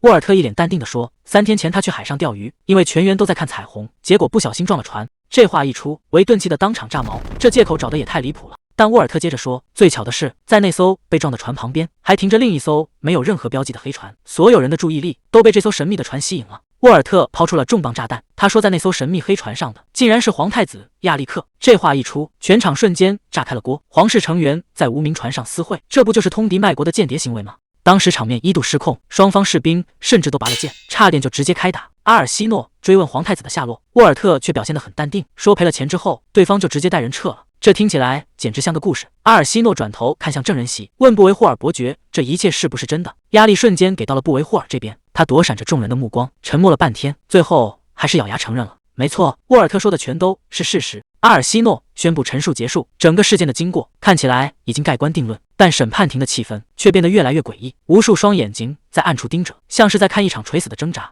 维顿突然冷笑起来，他说这一切简直是胡扯，哪有这么多凑巧的事？沃尔特刚好出现，刚好撞沉了他的船，又刚好撞见了皇太子。他指着台下大喊，这根本不是什么巧合，而是从头到尾专门为他设计的陷阱。维顿彻底失控了，他咆哮着质问所有人，到底有没有证据能证明他就是间谍？如果没有证据，这就是赤裸裸的栽赃陷害。维顿开始疯狂反扑，他指着高台上的阿尔西诺大喊，说大家都被骗了，这个阿尔西诺早就和伯爵串通好了。他质问阿尔西诺，是不是打算除掉所有异己？今天是他倒霉，明天又会轮到谁？这番话确实起了作用，旁听席上的贵族们开始动摇，毕竟维顿确实和敌方有牵连，这让审判的公正性大打折扣。维顿在心里暗自得意，他死死攥住拳头，只要能让中立派感到害怕，只要他咬死不认罪，就还有翻盘的机会。阿尔西诺冷冷地看着他，问他是不是在指责自己，故意挑拨离间，还栽赃陷害一个清白的人。维顿挺起胸膛正面硬刚，问他是不是还想否认。可谁也没想到，阿尔西诺竟然平静地点了点头，说他的这番话确实有点道理。阿尔西诺看着台下的维顿，心里冷笑一声，鱼儿终于上钩了，一切都在按他的计划进行。维顿还以为自己胜券在握，却没发现他已经一脚踩进了死局。阿尔西诺当众宣布，为了保证审判绝对公正，他请来了一位不属于任何派系的中立大佬。维顿这下彻底慌了，他大喊着不可能，根本不存在这样的人。可随着大门缓缓推开，全场瞬间陷入死寂。看清来人的那一刻，所有人都坐不住了，竟然是消失已久的基尔公爵。这位大佬一露面就直接接管了审判权，他环视四周，语气平淡却威压十足。维顿还在做最后的挣扎，他咆哮着质问对方，到底凭什么敢插手这件事？基尔公爵不紧不慢地走上前，他告诉维顿，自己来这里只是因为没人比他更懂法律。看着维顿那副惊恐的样子，台上的阿尔西诺露出一丝冷笑，这下你该满意了吧？基尔公爵当众宣布，他会抛开所有私人恩怨，只根据王国的法律来陈述客观事实。他列举了维顿的几项罪名：私自出境、秘密会面，这些听起来吓人，但基尔公爵话锋一转，他说考虑到维顿的身份，这些违规行为顶多也就是罚点钱的事。维顿一听这话，整个人都愣住了，他以为自己抓到了救命稻草，忙不迭的大喊，没错，我是清白的。可他还没高兴2秒，基尔公爵的语气瞬间冰冷。虽然那些事不严重，但现在出了一个致命的问题。他提到5年前，皇室也处理过类似的案子，而那个被告最终被判处了死刑。维顿整个人都傻了，他嘴里不停念叨着死刑，根本不敢相信事情会闹到这一步。基尔公爵根本没理会他，而是当众宣布，既然维顿犯下的罪行和当年的先例一模一样，那么根据王国的法律，他必须一视同仁。基尔公爵深吸一口气，声音传遍了整个法庭，他正式要求判处被告维顿死刑。这一句话就像一道惊雷，直接把维顿最后的希望劈得粉碎。谁也没想到，这场原本以为是走过场的审判，竟然会以死刑收场。台下的人都在小声议论，这次审判竟然搬出了当年的大案，看来是要动真格的了。那个叫塔尔西金的叛贼，当年闹得满城风雨，结果被黑鹰大队直接剿灭。基尔推了推眼镜，语气冰冷地宣布了死刑。基尔环视四周，问谁还有异议。这下全场连大气都不敢喘了。谁也没想到，维顿公爵竟然当场失控，直接冲上去就住了基尔的领子。他歇斯底里的大喊：“别拿那种荒唐的法律来压我，我跟那个疯子根本不是一类人。”基尔冷冷地看着他，让他先冷静一点，但这只会让局面更加失控。维顿还在疯狂辩解，说他只是想除掉那个疯女人，然后再把她卖给帝国换钱。就在他把心里话全抖出来的时候，全场突然陷入了死寂，所有人都像看怪物一样盯着他。维顿这才意识到自己刚才到底说了什么，这下是真的彻底完了。基尔推了推眼镜，语气里全是嘲讽，让他现在道歉已经太晚了。维顿这下彻底慌了，拼命想解释刚才只是失言，但说出口的话就像泼出去的水，还没等他把话说完，卫兵直接冲上来把他架走。整个大厅只剩下他绝望的惨叫。阿尔西诺转过头，对基尔公爵的手段赞不绝口，这场局部的实在是太绝了。基尔微微一笑，心里却在想，那个女人，原来她连这套法律都不知道。画面一转，时间回到了7小时前，基尔正提笔写信，他似乎在纠结该怎么开口问候那个他，才能让一切看起来顺理成章。信还没写完，阿尔西诺就带着人风风火火地杀到了公爵府，还没等屋里的人反应过来，惠斯二话不说，直接把人扛起就走。3个小时后，基尔在总部气得直跳脚，这辈子都没受过这种委屈。他一边揉着太阳穴，一边抱怨，说自己莫名其妙被绑过来，连衣服都是被强行换掉的。阿尔西诺赶紧赔礼道歉，说是因为收到了阿特林德的信，事情紧急才出此下策。虽然嘴上说着下次注意，但他心里很清楚，局势的发展比预想中快得多。基尔一眼看穿了他的意图，问他是不是打算把那帮领主全都耍得团团转。阿尔西诺听完笑得非常灿烂，他说一个人撒谎那是诈骗，但如果所有人都这么说，那这就是公认的见解。更绝的是，只要有权威的人点头认可，谎言就会变成唯一的真相。基尔活了这么久，还是第一次见到胆子这么大的人，这简直是在公然玩弄法律。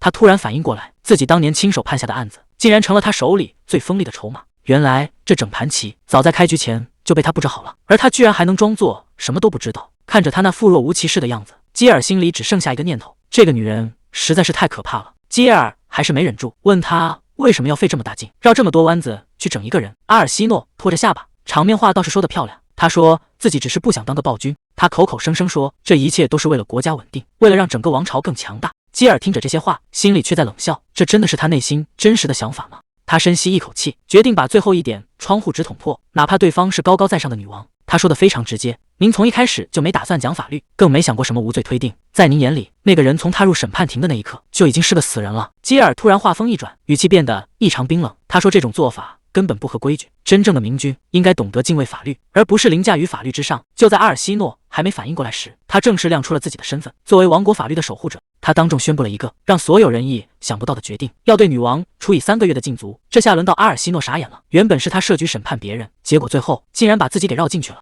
出大麻烦了。整整17个小时，女皇陛下竟然一直昏睡不醒，医生急得满头大汗，直言情况非常不对劲，这绝对不是普通的生病。沃尔特冷冷地打断他，让他闭嘴，现在的局面已经够乱了。他看着病榻上的人，低声追问情况到底有多糟糕。医生的回答却让所有人都没料到，陛下现在的状态竟然只是睡熟了。审判结束已经10天了，阿尔西诺越想越觉得憋屈，明明是去抓老狐狸，结果自己也被判了3个月禁闭。他一边往嘴里塞甜点，一边忍不住吐槽，这波操作简直是杀敌1000，自损800。沃尔特坐在对面默默喝茶，看着眼前这个看似单纯的女人，他突然意识到事情远没有表面那么简单。所有人都以为这次是为了除掉维顿公爵，可实际上真正的节奏一直握在阿尔西诺手里，从挑衅对手到送上审判席，每一步都在他的算计之中。这个女人才是整场棋局背后最可怕的操盘手。沃尔特终于看穿了全局，他盯着阿尔西诺问，明明可以直接动用皇权，为什么非要搞一场公开审判？原来这才是阿尔西诺的高明之处，如果他直接重用沃尔特，别人会说他在包庇叛徒，但通过这场审判，沃尔特就成了名正言顺的功臣。这一招一石二鸟，不仅除掉了对手，还帮沃尔特拿回了失去的权利。阿尔西诺听完只能承认自己确实费了不少心思，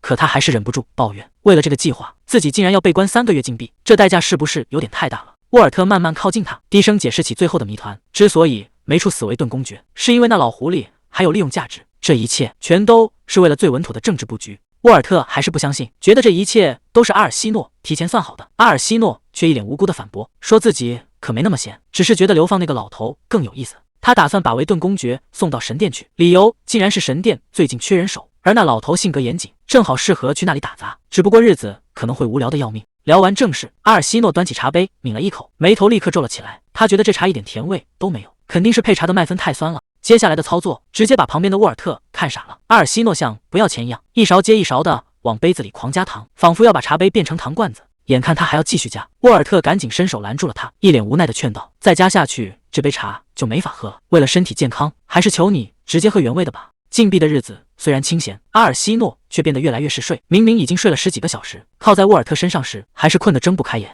他像只小猫一样蹭了蹭沃尔特，直夸他身上暖和，甚至开玩笑说：“要是冬天能一起睡就好了。”沃尔特听完，一脸严肃的拒绝了。虽然嘴上说着想都别想，但沃尔特还是细心的发现阿尔西诺的手脚总是冰凉。阿尔西诺顺势撒娇，想让他帮忙揉揉手取暖。沃尔特没有推开，而是轻轻握住了那双冰冷的小手，感受着掌心传来的温度。阿尔西诺忍不住感叹，他的手真的好暖和。这一刻，房间里的空气仿佛凝固了。沃尔特看着眼前的阿尔西诺，陷入了长久的沉默，谁也不知道他此刻在想什么。沃尔特正温柔地帮阿尔西诺揉着手，阿尔西诺舒服地眯起眼睛，嘴里还不停念叨着：“这就是幸福啊！”沃尔特听完忍不住在心里吐槽，他这语气简直像个退休的老太太。既然要被关3个月禁闭，阿尔西诺索性打算彻底躺平，把这段时间当成加冕前的长假。他还觉得自己最近脑子用多了，总觉得头有点晕。沃尔特无情地拆穿了真相，那是因为你一口气睡了17个小时。看着阿尔西诺这副懒散的样子，沃尔特突然开口问他，这周末有没有空？他想带阿尔西诺出去走走，换个环境放松一下心情。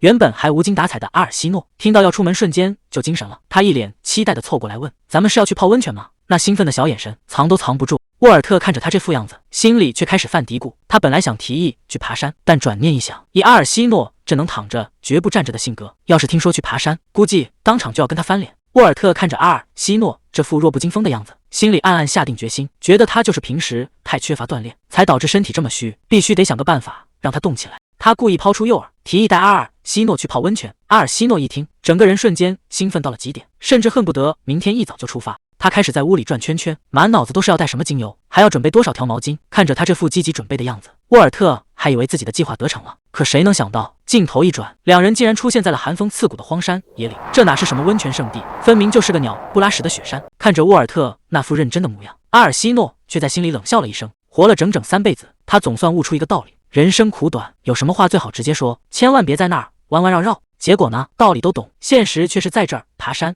他忍不住抱怨，到底为什么要来受这个罪？喜欢这种运动的人，怕不是有什么特殊癖好？看着前面带路的沃尔特，他心里只有一句话：这家伙绝对是个受虐狂。本以为沃尔特已经够离谱了，结果前面带路的不为霍尔，走起山路来居然也跟飞一样。这下好了，受虐狂名单又多了一个。他累得连话都说不出来，只能在心里默默流泪。这哪是登山，这分明是拉练。就在这时，沃尔特突然停下脚步，低声喊了一句：“陛下。”惠斯在一旁看着，忍不住直摇头。这届人类的体力真是没救了。他整个人都愣住了，这和之前说好的完全不一样啊！事情突然变得诡异起来。沃尔特到底还瞒了他多少事？当初为了哄这2位长辈出门，他可是把牛皮都吹破了，又是泡温泉，又是吃大餐。结果现在呢？看着2位长辈累得魂儿都飞了，他陷入了深深的自我怀疑。这算不算是在虐待老人啊？他转头冲着沃尔特发火，说好的温泉旅行怎么就变成了荒野求生？这下连他也变成大骗子了。沃尔特倒是淡定得很，说温泉就在山脚下，先爬个山热热身，才不容易感冒。这逻辑简直无敌了。他现在只想知道，在长辈们彻底断气之前，到底能不能见到那个温泉。他本以为这山看着也没多高，谁知道才过了30分钟，整个人就彻底报废了，直接瘫在石头上动弹不得。看着走过来的惠斯，他现在连尊严都不要了，哀求惠斯赶紧带他飞过去，只要能到温泉，让他干什么都行。惠斯站在一旁满脸无奈，在他眼里，现在的他简直就像一只赖在地上撒娇的小狗。惠斯就这么看着他继续出丑。他环顾四周，发现刚才还在后面的长辈们竟然全都不见了。这荒郊野岭的人怎么可能凭空消失？他还没意识到危险，竟然主动开口让惠斯飞到前面去看看情况。这一下正中了某些人的下怀。就在惠斯转身的一瞬间，旁边的沃尔特眼神变了，那种冷冰冰的感觉让他脊背发凉。他刚想喊住惠斯，可已经太晚了。沃尔特低声说了一句：“再见了，陛下。”还没等他反应过来，唯一的保镖就被强行支走，只剩下他一个人。面对这个深不可测的男人，这下彻底完了。他亲手送走了救命稻草，又咬牙坚持了10分钟，他最后的理智终于断线了。什么温泉大餐，什么贵族形象，现在通通都不重要了。他直接瘫在地上，开启了咆哮模式，大喊着自己快要累死了，现在立刻马上就要下山。这哪是爬山，这简直是要他的命。面对这种排山倒海般的抗议，沃尔特却表现得异常冷静，他就那样居高临下的看着他，一言不发。空气在这一刻仿佛凝固了，他是真的动不了了。而沃尔特显然没打算就这么放弃，谁能想到刚才还冷冰冰的沃尔特竟然主动弯下腰说要背他，这一举动直接让他整个人都愣住了。趴在宽厚的背上，气氛突然变得有点微妙。沃尔特还一本正经地问他舒不舒服，他支支吾吾半天也没说出个所以然。结果温馨不过3秒，沃尔特就开始毒舌模式，嘲讽他这体力当初是怎么从军校毕业的。他立马反驳，说自己靠的全是惊人的意志力。为了挽回面子，他甚至脱口而出说自己能爬到现在全是因为想着他。这突如其来的直球让空气都安静了几秒。沃尔特只是淡淡的应了一声，也不知道他是真没听懂，还是在故意装傻。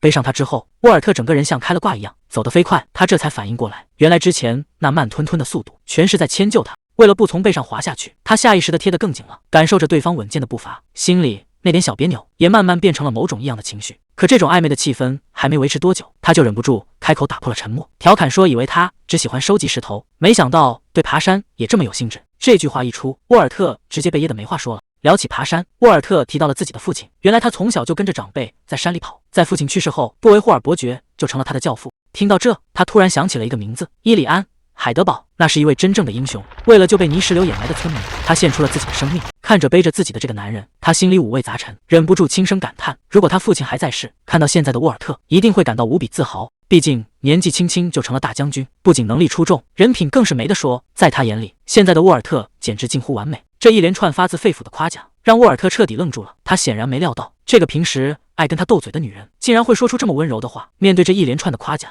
沃尔特只能局促地应了一声。他趴在沃尔特背上，语气变得格外温柔。他说真的很庆幸能遇见他，甚至想就这样一直和他并肩走到最后。在他眼里，沃尔特不仅是个好人，更是他最信任的伙伴。不管接下来的路有多难走，他保证最后的胜利一定属于他们，因为他绝不会让沃尔特去打一场没有胜算的仗。这番话不仅是告白，更像是一份沉甸甸的誓言。两人的关系在这一刻发生了微妙的变化。听完他那番豪言壮语，沃尔特无奈地回了一句，说他总爱说些奇怪的话，可他却一脸认真地表示，扭转败局本来就是他的拿手好戏。紧接着，他又抛出了一个重磅炸弹，他说绝不会让沃尔特去冒险，哪怕只有1/1000的可能，他也承担不起失去他的代价。因为在这一刻，沃尔特就是他生命中最无可替代的那个人。为了证明自己没看错人，他开始细数沃尔特的优点，说他出身名门，又才华横溢，干起活来从不抱怨，不仅长得帅，甚至连按摩技术都无可挑剔。这一通夸奖下来，沃尔特是彻底没话说了，原本紧绷的气氛也被他这几句俏皮话搅得烟消云散。他趴在沃尔特背上，越想越觉得不可思议，像他这么完美的人，怎么就偏偏让他给遇上了？他在心里默默发誓，这辈子可以丢掉任何东西，唯独不能失去沃尔特。听到这番话，沃尔特沉默了片刻，随后低声回应道，这些话其实也是他想说的，能得到这份信任是他的荣幸。眼看天快亮了，他正想问问还有多久才到，却突然发现沃尔特的情况似乎有点不对劲，他整个人变得有些僵硬，一句话也不说。他赶紧凑过去询问沃尔特，你是不是哪里不舒服？他凑到沃尔特耳边，突然停住了，语气里满是疑惑。他说，沃尔特，你的脸怎么回事？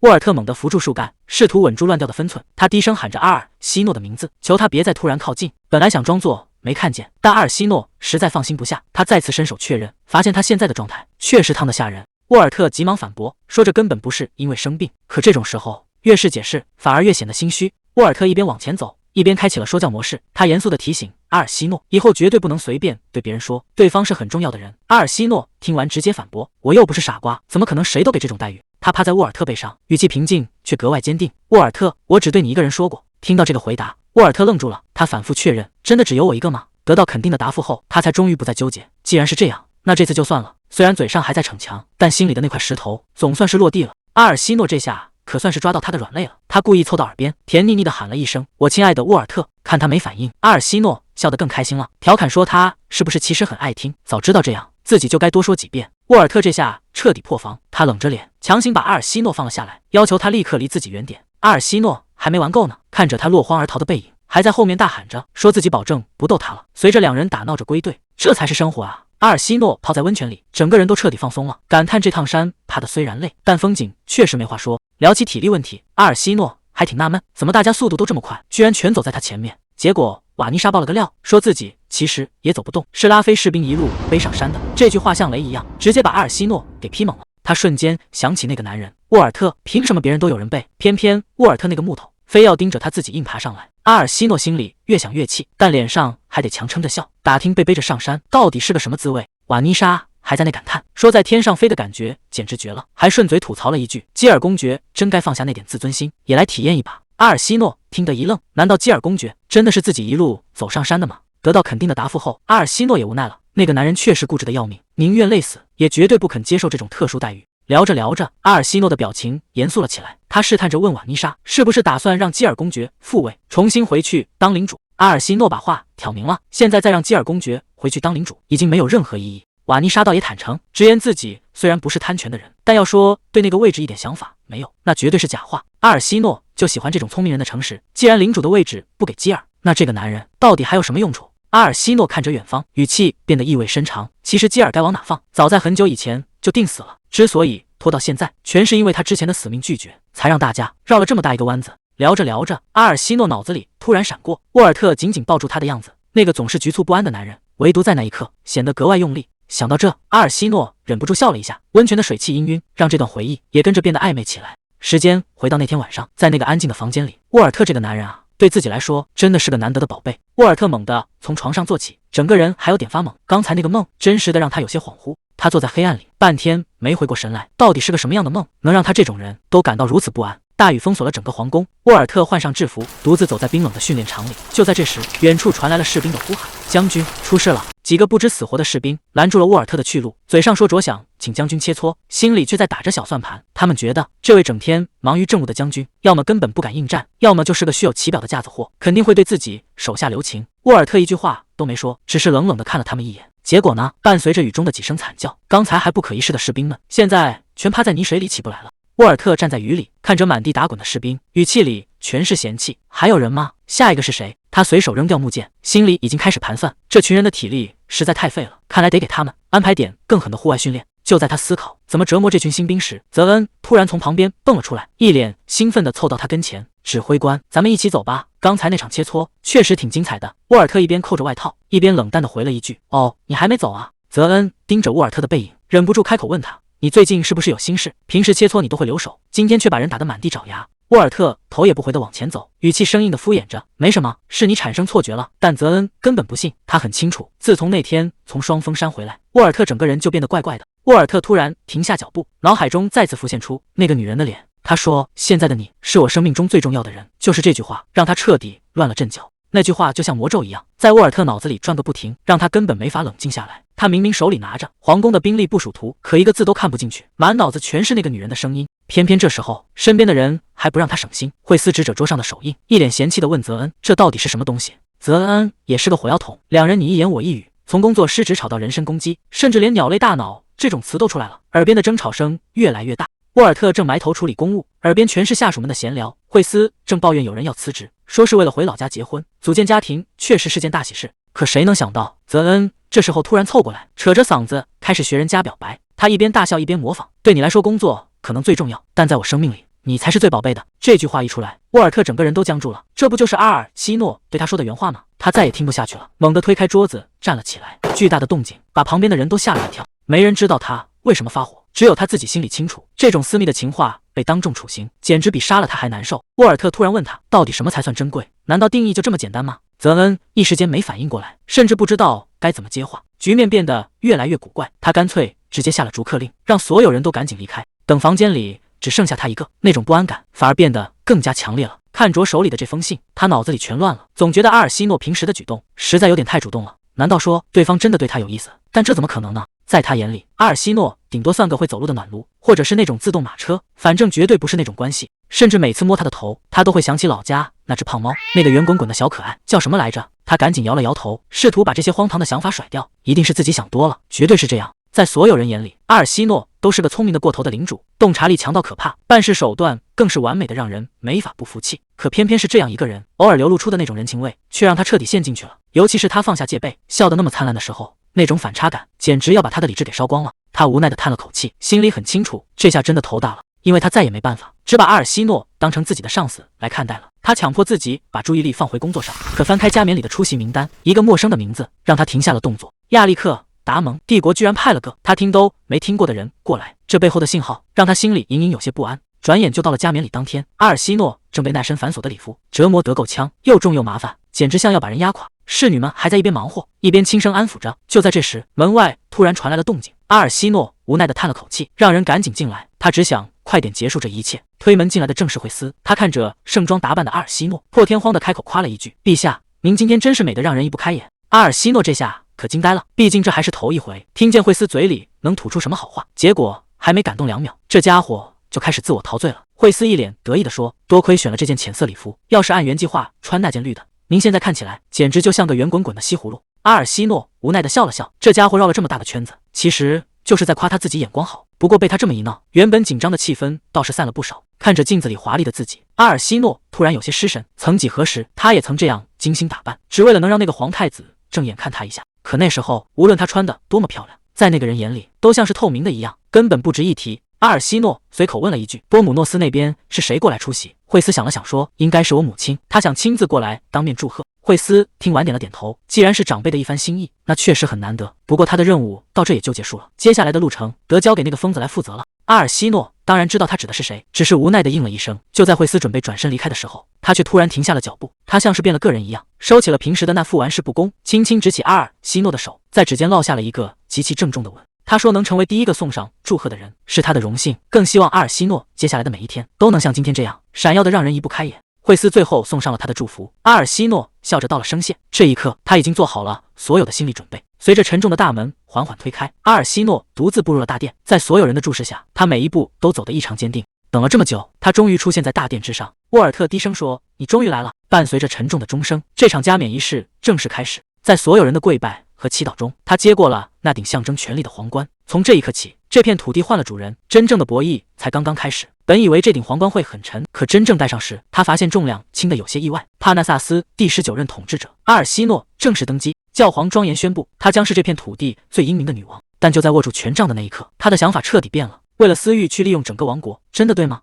短短几个月的时间，他终于意识到，这个国家的强盛远比他想象的要复杂得多。窗外是数不清的民众，只要他一句话，这些人的命运就会被彻底改变。他突然想起亚历克说过，明军和暴君其实只有一线之隔，牺牲掉上1000名士兵，只要能换来胜利，你依然是人人传颂的英雄。大臣恭敬地跪下，请他下达登基后的第一道圣旨。所有人都在猜，这位新女王会如何开启她的时代，可她心里想的却是，这种被众人掌控的感觉还真是挺烦人的。谁都没想到，阿尔西诺登基后的第一道命令，竟然是宣布自己要当甩手掌柜，从今天起不再过问政事。台下的贵族全都听傻了，这可是刚到手的权力，他居然说不要就不要了。紧接着，他恢复了消失100年的宰相之位，把所有的烂摊子全都甩给了基尔。看着基尔那张僵住的脸，他心里冷笑，既然你这么想当国王，那就让你坐在这个位置上，好好感受一下什么叫身不由己。远处的基尔猛灌了一口酒，忍不住感叹，这女人真是疯得无可救药了。基尔现在整个人都是猛的，他怎么也没想到女王会当众玩这一手，事先连个招呼都没打。瓦妮莎还在打趣，问他这算不算女王的鼓励。基尔听完脸都黑了，这哪是鼓励，这分明是赤裸裸的挑衅。他自嘲的感叹，把最高权力交给一个曾经的叛臣，这女王胆子也太大了，难道就不怕他再次造反吗？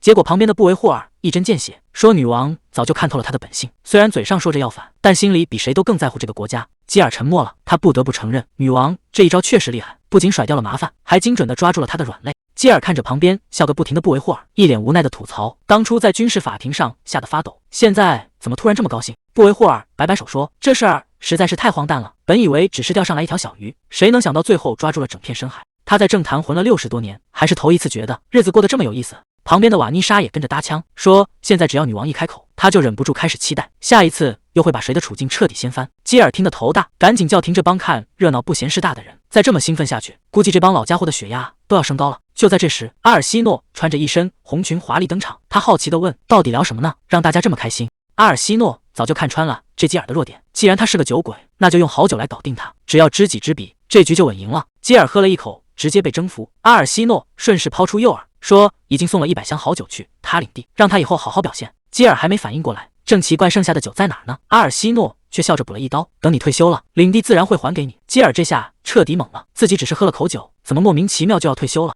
阿尔西诺这招明升暗降玩得太绝了，他直接任命基尔当宰相，顺手就把他的领地交给了别人去打理。还没等基尔反应过来，阿尔西诺又笑着说：“反正宫里空房间多的是，以后你就住在这儿，吃住我都包了。”基尔这下听明白了，这分明是要把他软禁在宫里，没日没夜地干活。他还不死心地问：“那之前说好的100箱酒呢？”阿尔西诺笑得更开心了：“那是送你的退休礼物，反正酒越陈越香，等你干不动了再喝也不迟。”基尔只能强行咽下这口气，谁能想到这一口酒的代价，竟然是把整个人都赔进去了。基尔借着酒劲，突然盯着阿尔西诺问了个扎心的问题：“陛下，您老实交代，您真的只有20岁吗？”他觉得这么年轻的小姑娘，政治手段不可能这么老练。这话一出口，旁边的女官吓得魂都没了，赶紧拉着基尔想让他闭嘴。谁知道阿尔西诺不仅没生气，反而直接笑出了声。他拍着手说：“不愧是我选中的宰相，竟然能看穿没人知道的秘密。”阿尔西诺顺着话头微微一笑，大方承认自己确实年纪更大，还调侃着让宰相以后干脆叫他姐姐算了。基尔被对的没脾气，觉得跟这女人说话简直是折寿，但他更关心的是，阿尔西诺刚才说要退出政坛，到底是在打什么算盘？阿尔西诺这下不装了，他直截了当的摊牌，以后国内的烂摊子全归宰相管，他只负责处理外交事务。基尔听完直接愣住，这哪是让他当官啊？这分明是阿尔西诺想当甩手掌柜，把所有苦活累活全都甩到他一个人头上了。阿尔西诺突然话锋一转，提到了多佩因背后的靠山，也就是那个庞大的帝国。他转过身问宰相：“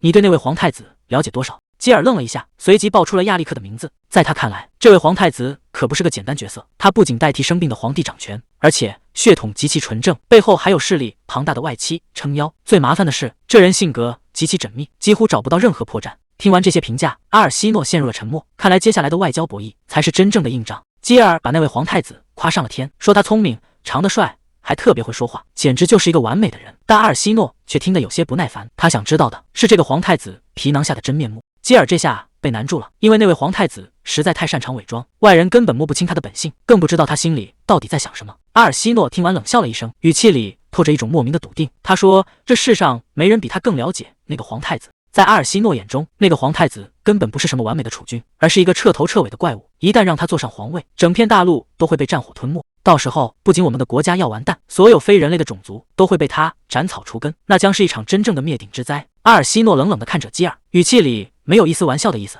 他说自己看到的就是这样一个血流成河的未来。至于这些话是真是假，他只是把真相摆在桌面上，信还是不信，全看宰相自己的胆量了。基尔听完这番话，第一反应是觉得太离谱了，这简直就是天方夜谭。但转念一想，这话既然是从这位阿尔西诺口中说出来的，那就绝对没法当成耳边风。他看着阿尔西诺的背影，心里很清楚，这个看似年轻的统治者手里一定握着某种致命的筹码。就在气氛压抑到极点时，阿尔西诺却突然笑了。他优雅的提议：“沉重的话题到此为止，现在该去宴会厅好好享受了。”沃尔特一边快步赶往宴会厅，一边仔细盘问使团的情况。他必须确保每一个接近阿尔西诺的人都底细干净，绝不能出半点差错。泽恩紧跟在后，说所有人的身份都已经反复核实过。阿尔西诺现在应该已经在接见使者了，不过这次有个地方派来的人很奇怪。那个叫多佩恩的国家，明明刚打完仗没多久，现在竟然能大摇大摆地派来使团，看样子是靠着帝国的撑腰才缓过劲来。听到帝国这2个字，沃尔特的眼神瞬间变得深邃，他低声重复着这个名字。泽恩提起了一个奇怪的人，那人叫亚历克，年纪轻轻就带了50个护卫，这种排场一看就是哪个顶级豪门的公子哥。沃尔特听完皱起了眉头，去国外参加个典礼，竟然要带这么多人，这摆明了不是来祝贺的，倒像是来示威的。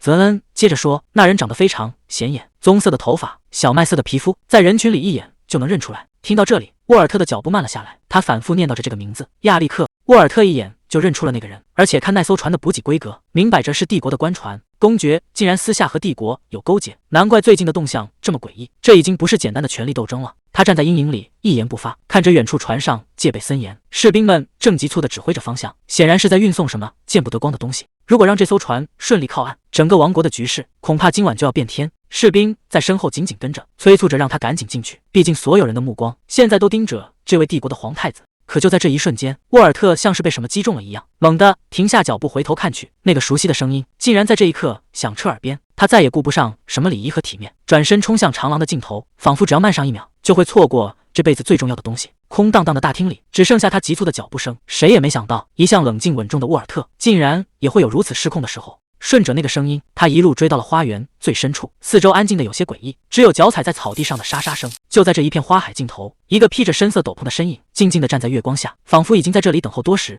这种大场面看着风光，其实全是没完没了的应酬。各路使者排着队送礼，嘴里的客套话就没停过。阿尔西诺表面上端庄大方，心里其实早就累坏了。这种社交辞令听多了，简直比打仗还要命。但没办法，戏还得接着演下去，他只能一边保持礼貌，一边盘算着接下来的安排。毕竟在这种地方，哪怕是一个眼神没到位，都可能引来不必要的麻烦。还没等他喘口气，真正的重头戏就来了。听说这次来的是帝国的人，他立刻收起疲惫，大门缓缓推开。这群人的气场完全不同，带头的那个男人显然就是这次的领队。双方一碰面，空气里的火药味就上来了。虽然对方嘴上说着客套话，但谁都知道这根本不是普通的拜访。有些事情越是想努力忘记，反而记得越清楚。那个男人的样子始终在脑海里晃悠，明明已经过去很久了，可那种感觉还是像刚发生一样，让他根本没法冷静下来。现实的喧嚣就在耳边，可他的心思早就飞到了别的地方。这记忆就像个甩不掉的包袱，他本以为自己能放下，结果到头来还是输给了过去。眼前的男人笑得越温柔，他就觉得越恶心。亚历克这个所谓的帝国使者，简直就是他噩梦的源头。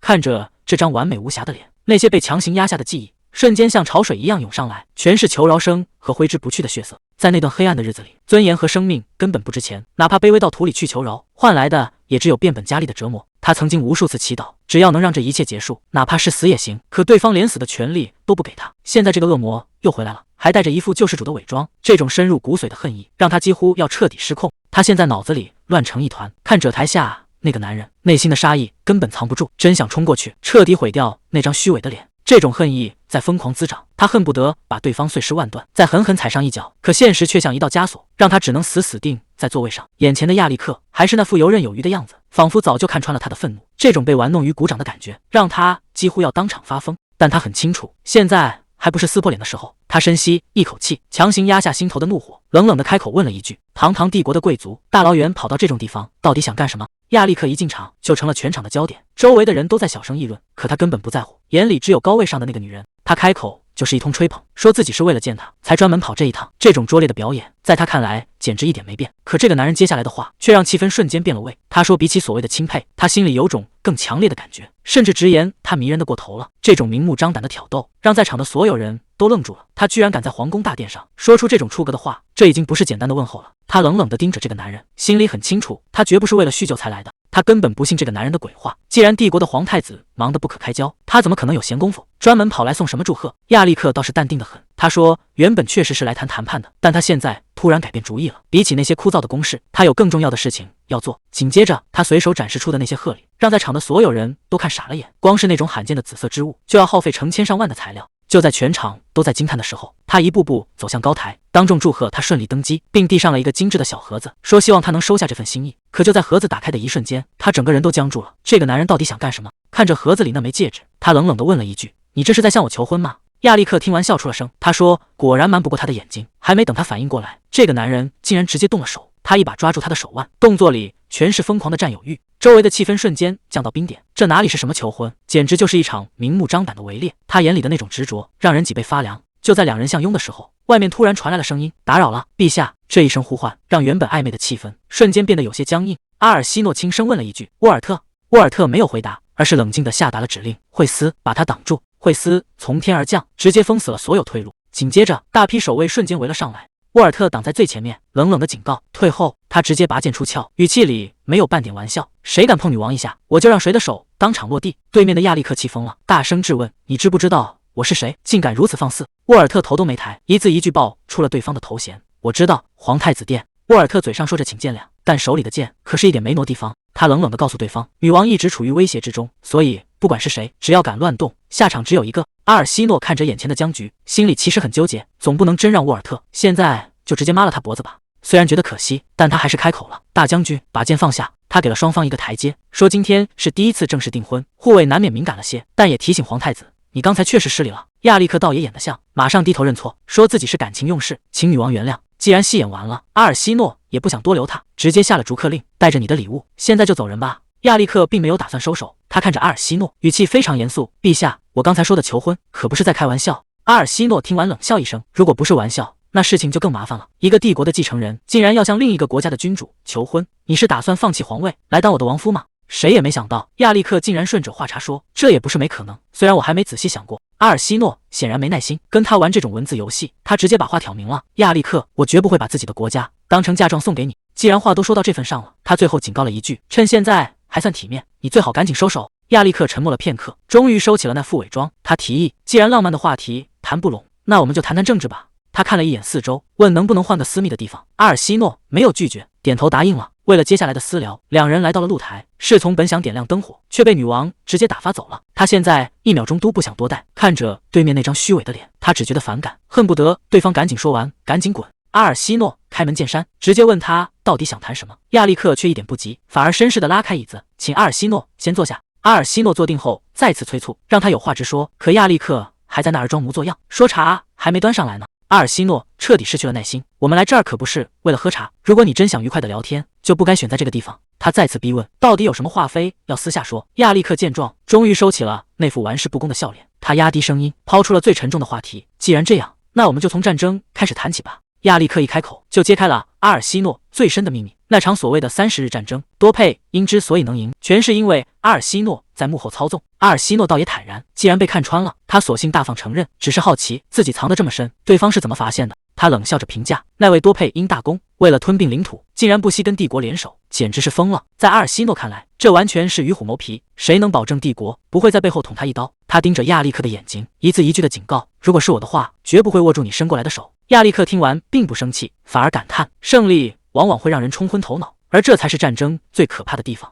他最后抛出一个问题，既然多佩因已经赢了，你觉得他们的下一个目标会是谁呢？阿尔西诺直接把话挑明了，你是不是想煽动多佩因大公，让他来入侵我的国家？亚历克却表现得很无辜，说这只是他的预测，毕竟这3个国家互相较劲也不是1天2天了。紧接着他抛出了一个重磅消息，在那场30日战争之后，帝国就不打算再支持多佩因了。阿尔西诺立刻反应过来，既然帝国要过河拆桥，那他的下一步计划就是想联手自己去对付多佩因。他冷笑着拆穿了对方的野心，先挑起战争，再通过联姻把3个国家统一，最后全部吞并到帝国版图里。亚历克听完不仅没反驳，反而笑得更灿烂了。他说，阿尔西诺总结得太直白，听起来怪吓人的，但事实确实差不多。看着阿尔西诺那副嫌弃的样子，亚历克甚至还觉得委屈，问为什么要像看傻子一样看着他。阿尔西诺一句话都没说，但他的态度已经说明了一切。这种把野心写在脸上的人，简直让他无语到了极点。亚历克继续他的表演，他说大家都能获利，难道不是最好的结果吗？他摆出一副悲天悯人的样子，说自己实在不忍心看到这片大陆血流成河。紧接着他俯身靠近阿尔西诺，语气里充满了威胁。他说女王肯定也明白，现在只有2条路可以走，要么答应他的求婚，成为帝国尊贵的皇后，要么就等着国家覆灭，自己像丧家之犬一样被彻底赶出这片领土。面对这种威逼利诱，阿尔西诺一言不发，只是冷冷地看着他。亚历克开始开条件了，与其顶着落魄王室的名头被赶走，不如直接坐上皇后的宝座。这大饼画的确实诱人，可阿尔西诺听完只想冷笑，因为这种套路他听过太多次了。不管是让他出卖皇宫的秘密，还是让他用身体去勾引沃尔特，这些人的目的从来没变过。所谓的皇后位置，不过是他们用来买卖国家的筹码。这笔交易，阿尔西诺心里早就有了答案。亚历克直接开始揭阿尔西诺的老底，说他当年为了躲避迫害逃往北方，这种地方根本不值得他去留恋。他甚至断言，一个根基不稳的女王注定会成为叛乱的目标，只要战争一打响，这个国家立马就会变天。阿尔西诺冷冷地反问，你觉得我拦不住他们？亚历克根本没打算给他希望，就算能挡住外敌，他也绝对挡不住帝国的野心。谁也没想到，这番要命的对话全被躲在暗处的沃尔特听到了。亚历克正打算继续刚才的话题，却被阿尔西诺直接打断。他示意先等一等，谁也没想到他竟然主动准备了香槟，这让亚历克心里直犯嘀咕。他一直以为阿尔西诺最讨厌这种浪漫的仪式感，既然气氛都到这了，亚历克干脆把底牌全亮了出来。他说想和阿尔西诺一起统一整片大陆。紧接着他直接掏出了求婚戒指，要让阿尔西诺彻底成为他的人。求婚？阿尔西诺重复着这2个字，语气里听不出一点心动。就在亚历克以为胜券在握时，阿尔西诺直接动手了，满满一杯香槟劈头盖脸的泼在了戒指盒上。这一杯酒下去，不仅浇灭了所谓的浪漫，更是一点面子都没给亚历克留。躲在暗处的沃尔特把这一切看得清清楚楚，他显然没料到阿尔西诺竟然会做得这么绝。阿尔西诺的话说得非常绝，他说对这种没感情的婚姻没兴趣，还嘲讽亚历克等他什么时候变得有魅力了再来。这番话简直是在亚历克的雷区上蹦迪。他接过手帕擦掉脸上的酒，心里已经动了杀念，觉得这个女人简直不知好歹。但他同时也开始好奇，阿尔西诺到底哪来的底气，敢在他面前这么嚣张。亚历克强压下怒火，冷笑着说，没想到你还是个浪漫主义者，但人生苦短，我可没耐心一直陪你玩。他最后留下了一句狠话，拒绝这份提议，你以后一定会后悔的。阿尔西诺根本没把亚历克的威胁放在眼里，他一边喝酒一边冷笑，说光靠嘴皮子可赢不了好感，让亚历克尽管去折腾，迟早会见识到他真正的手段。沃尔特眼看气氛不对，刚想开口劝2句，却被阿尔西诺直接喝住，让他闭嘴。阿尔西诺当众宣布，这场谈话已经彻底结束，随后头也不回地带着沃尔特离开，只留下亚历克一个人在原地。沃尔特默默跟在后面，一句话也不敢多说。那个混蛋给的痛苦，身体竟然比脑子记得还清楚，哪怕心里想了10000遍要复仇，可真到了他面前，这副躯壳还是不争气的僵住了。阿尔西诺烦躁地靠在长椅上，心里全是懊恼。明明每天都在为了这一刻做准备，结果关键时刻竟然掉链子，连句像样的反击都说不出来。这种被恐惧支配的感觉，让他觉得既窝火又不甘心。他恨那个男人，更恨现在这个软弱的自己。就在他心烦意乱的时候，身后突然传来了动静。阿尔西诺猛地回过头，是沃尔特。他竟然在这个时候找过来了，看他的样子，似乎已经观察了很久。阿尔西诺坐在长椅上，头也不回地吩咐沃尔特，让他搭把手帮自己把头发解开，说扎了一整天，疼得受不了。沃尔特明显愣了一下，他第一反应是这不合规矩，想去叫个女仆过来伺候，结果阿尔西诺根本不听，直嚷嚷着发簪勾住了头发，让他别磨叽，快点动手。没办法，沃尔特只能无奈地走上前，动作生涩又小心地帮他拆解。他一边弄一边劝阿尔西诺，还是得找个专门的贴身女仆才行。阿尔西诺却显得很无所谓，还开玩笑说总管乌佩特的手艺就挺好。沃尔特听了直摇头，说人家都67岁的高龄了，也就阿尔西诺能把这年纪称为黄金年龄。在沃尔特的指尖下，长发顺着阿尔西诺的肩膀滑落，这一刻两人之间的气氛少了几分算计，多了一丝说不清的暧昧。头发解到一半，阿尔西诺突然提到了皇太子刚才的话，他仰着头问沃尔特对这件事到底怎么看。沃尔特没有立刻回答，只是沉默着继续手上的动作。月色下的气氛瞬间变得有些压抑。阿尔西诺接着抛出了那个最核心的问题，凭他们现在的力量，真的能拦住多芬和整个帝国吗？阿尔西诺问起皇太子的提议，沃尔特却泼了一盆冷水，以现在的兵力差距，根本不可能挡住帝国的进攻。阿尔西诺无奈地承认，刚才那些自信满满的话，全都是为了不被对方牵着鼻子走，才硬着头皮装出来的。毕竟在谈判桌上，一旦气势输了，就彻底没戏了。可现在的麻烦是，如果对方真的不顾一切打过来，他们又该拿什么去挡？阿尔西诺心里很清楚，就算能勉强应付眼前的麻烦，他们也根本没法和帝国硬碰硬，双方的实力差距实在太大了。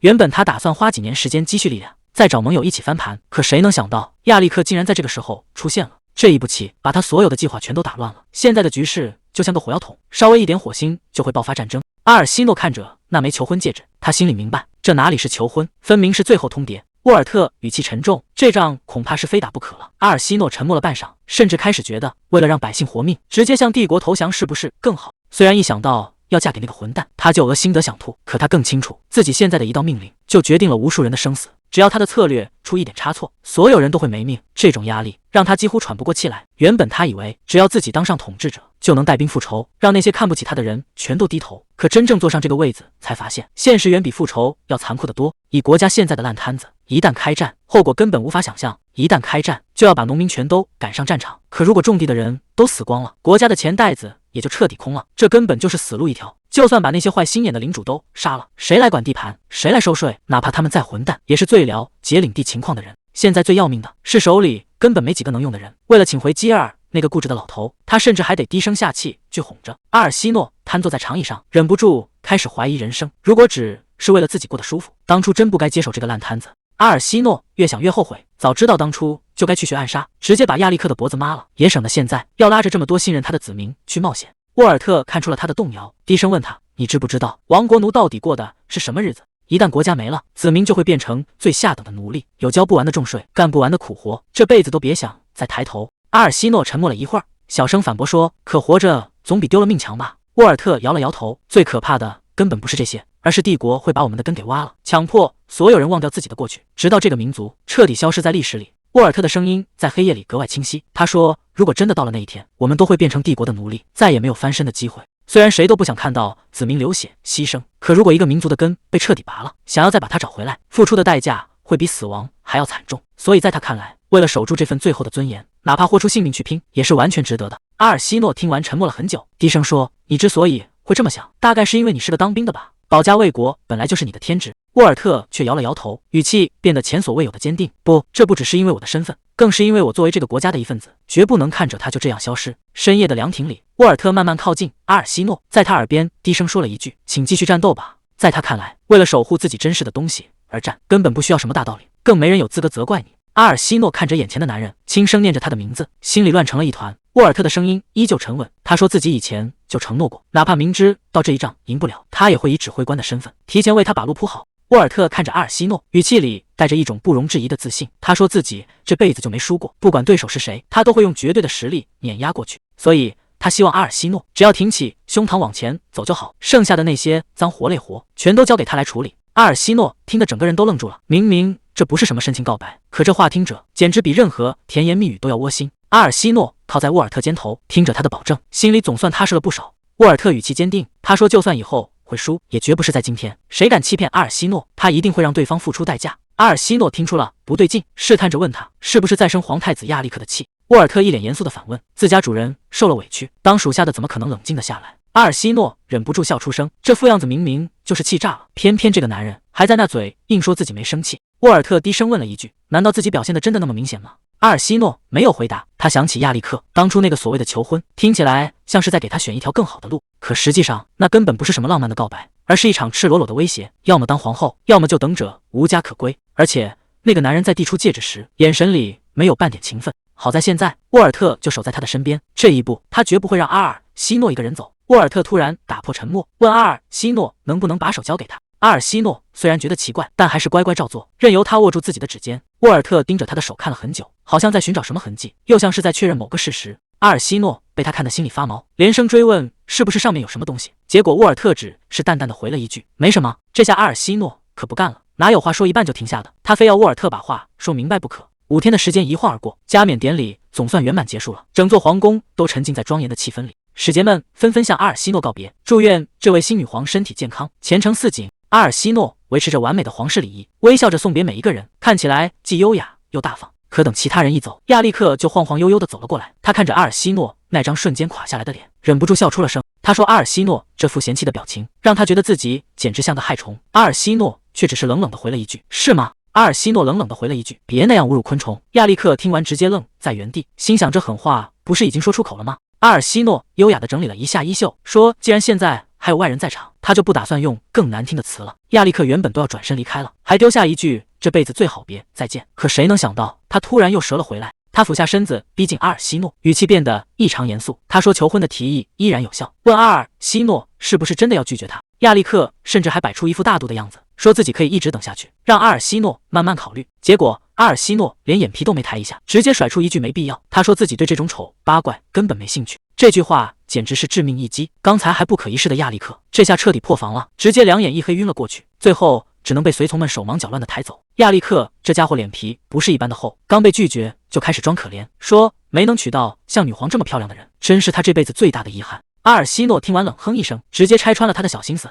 说他看上的根本不是人，而是这片富庶的领土。亚历克倒也坦诚，笑着说领土他确实想要，但夸她漂亮也是真心的。这副油嘴滑舌的样子让阿尔西诺在心里翻了个大白眼。阿尔西诺可不吃这一套，他说一个根本不近女色的男人跑来这儿说这种情话，简直荒谬透顶。亚历克听完非但没生气，反而凑得更近了。他说阿尔西诺说话的语气倒像是跟他认识了很久一样，甚至开始怀疑阿尔西诺是不是早就对他有意思了。看着亚历克那副自我感觉良好的样子，阿尔西诺简直无语到了极点，心想这家伙到底在胡说八道什么。可亚历克最后留下了一句话，让气氛瞬间变得紧张起来。他说阿尔西诺虽然不想再见到他，但很可惜这个愿望注定要落空了。亚历克走的倒是潇洒，临走前还不忘放狠话。他说希望下次再见面的时候，阿尔西诺那张嘴里吐出来的全都是让他开心的甜言蜜语。看着他离去的背影，阿尔西诺简直1秒钟都忍不下去了，他直接叫来随从，下了一道让人哭笑不得的命令。他说这个不速之客站过的地方实在是太脏了，必须立刻请祭司过来彻底净化。随从都听傻了，愣了一下才赶紧领命去办。等大殿里终于安静下来，阿尔西诺独自坐在高高的王座上，心里却并不轻松。虽然赶走了讨厌的人，但未来的路到底该怎么走，他心里其实也没底。就在这时，他脑海中浮现出了沃尔特的脸，想起他曾经对自己说过，失败的那一天也许终究会来，但绝对不会是今天。阿尔西诺心里很清楚，在真正的战争面前，人数多并不代表稳赢。想要压制那些强大的敌人，多的是出奇制胜的法子。他紧紧攥住裙角，告诉自己这次绝对不能输。毕竟他费尽心思回到这里，就是为了彻底翻盘。趁着夜色，阿尔西诺提着一盏昏暗的油灯，避开所有人的视线，独自走向皇宫最深处的地下室。这里阴森潮湿，到处都是堆积的杂物和蛛网，但阿尔西诺没有半点犹豫，因为他知道那个能改变局势的东西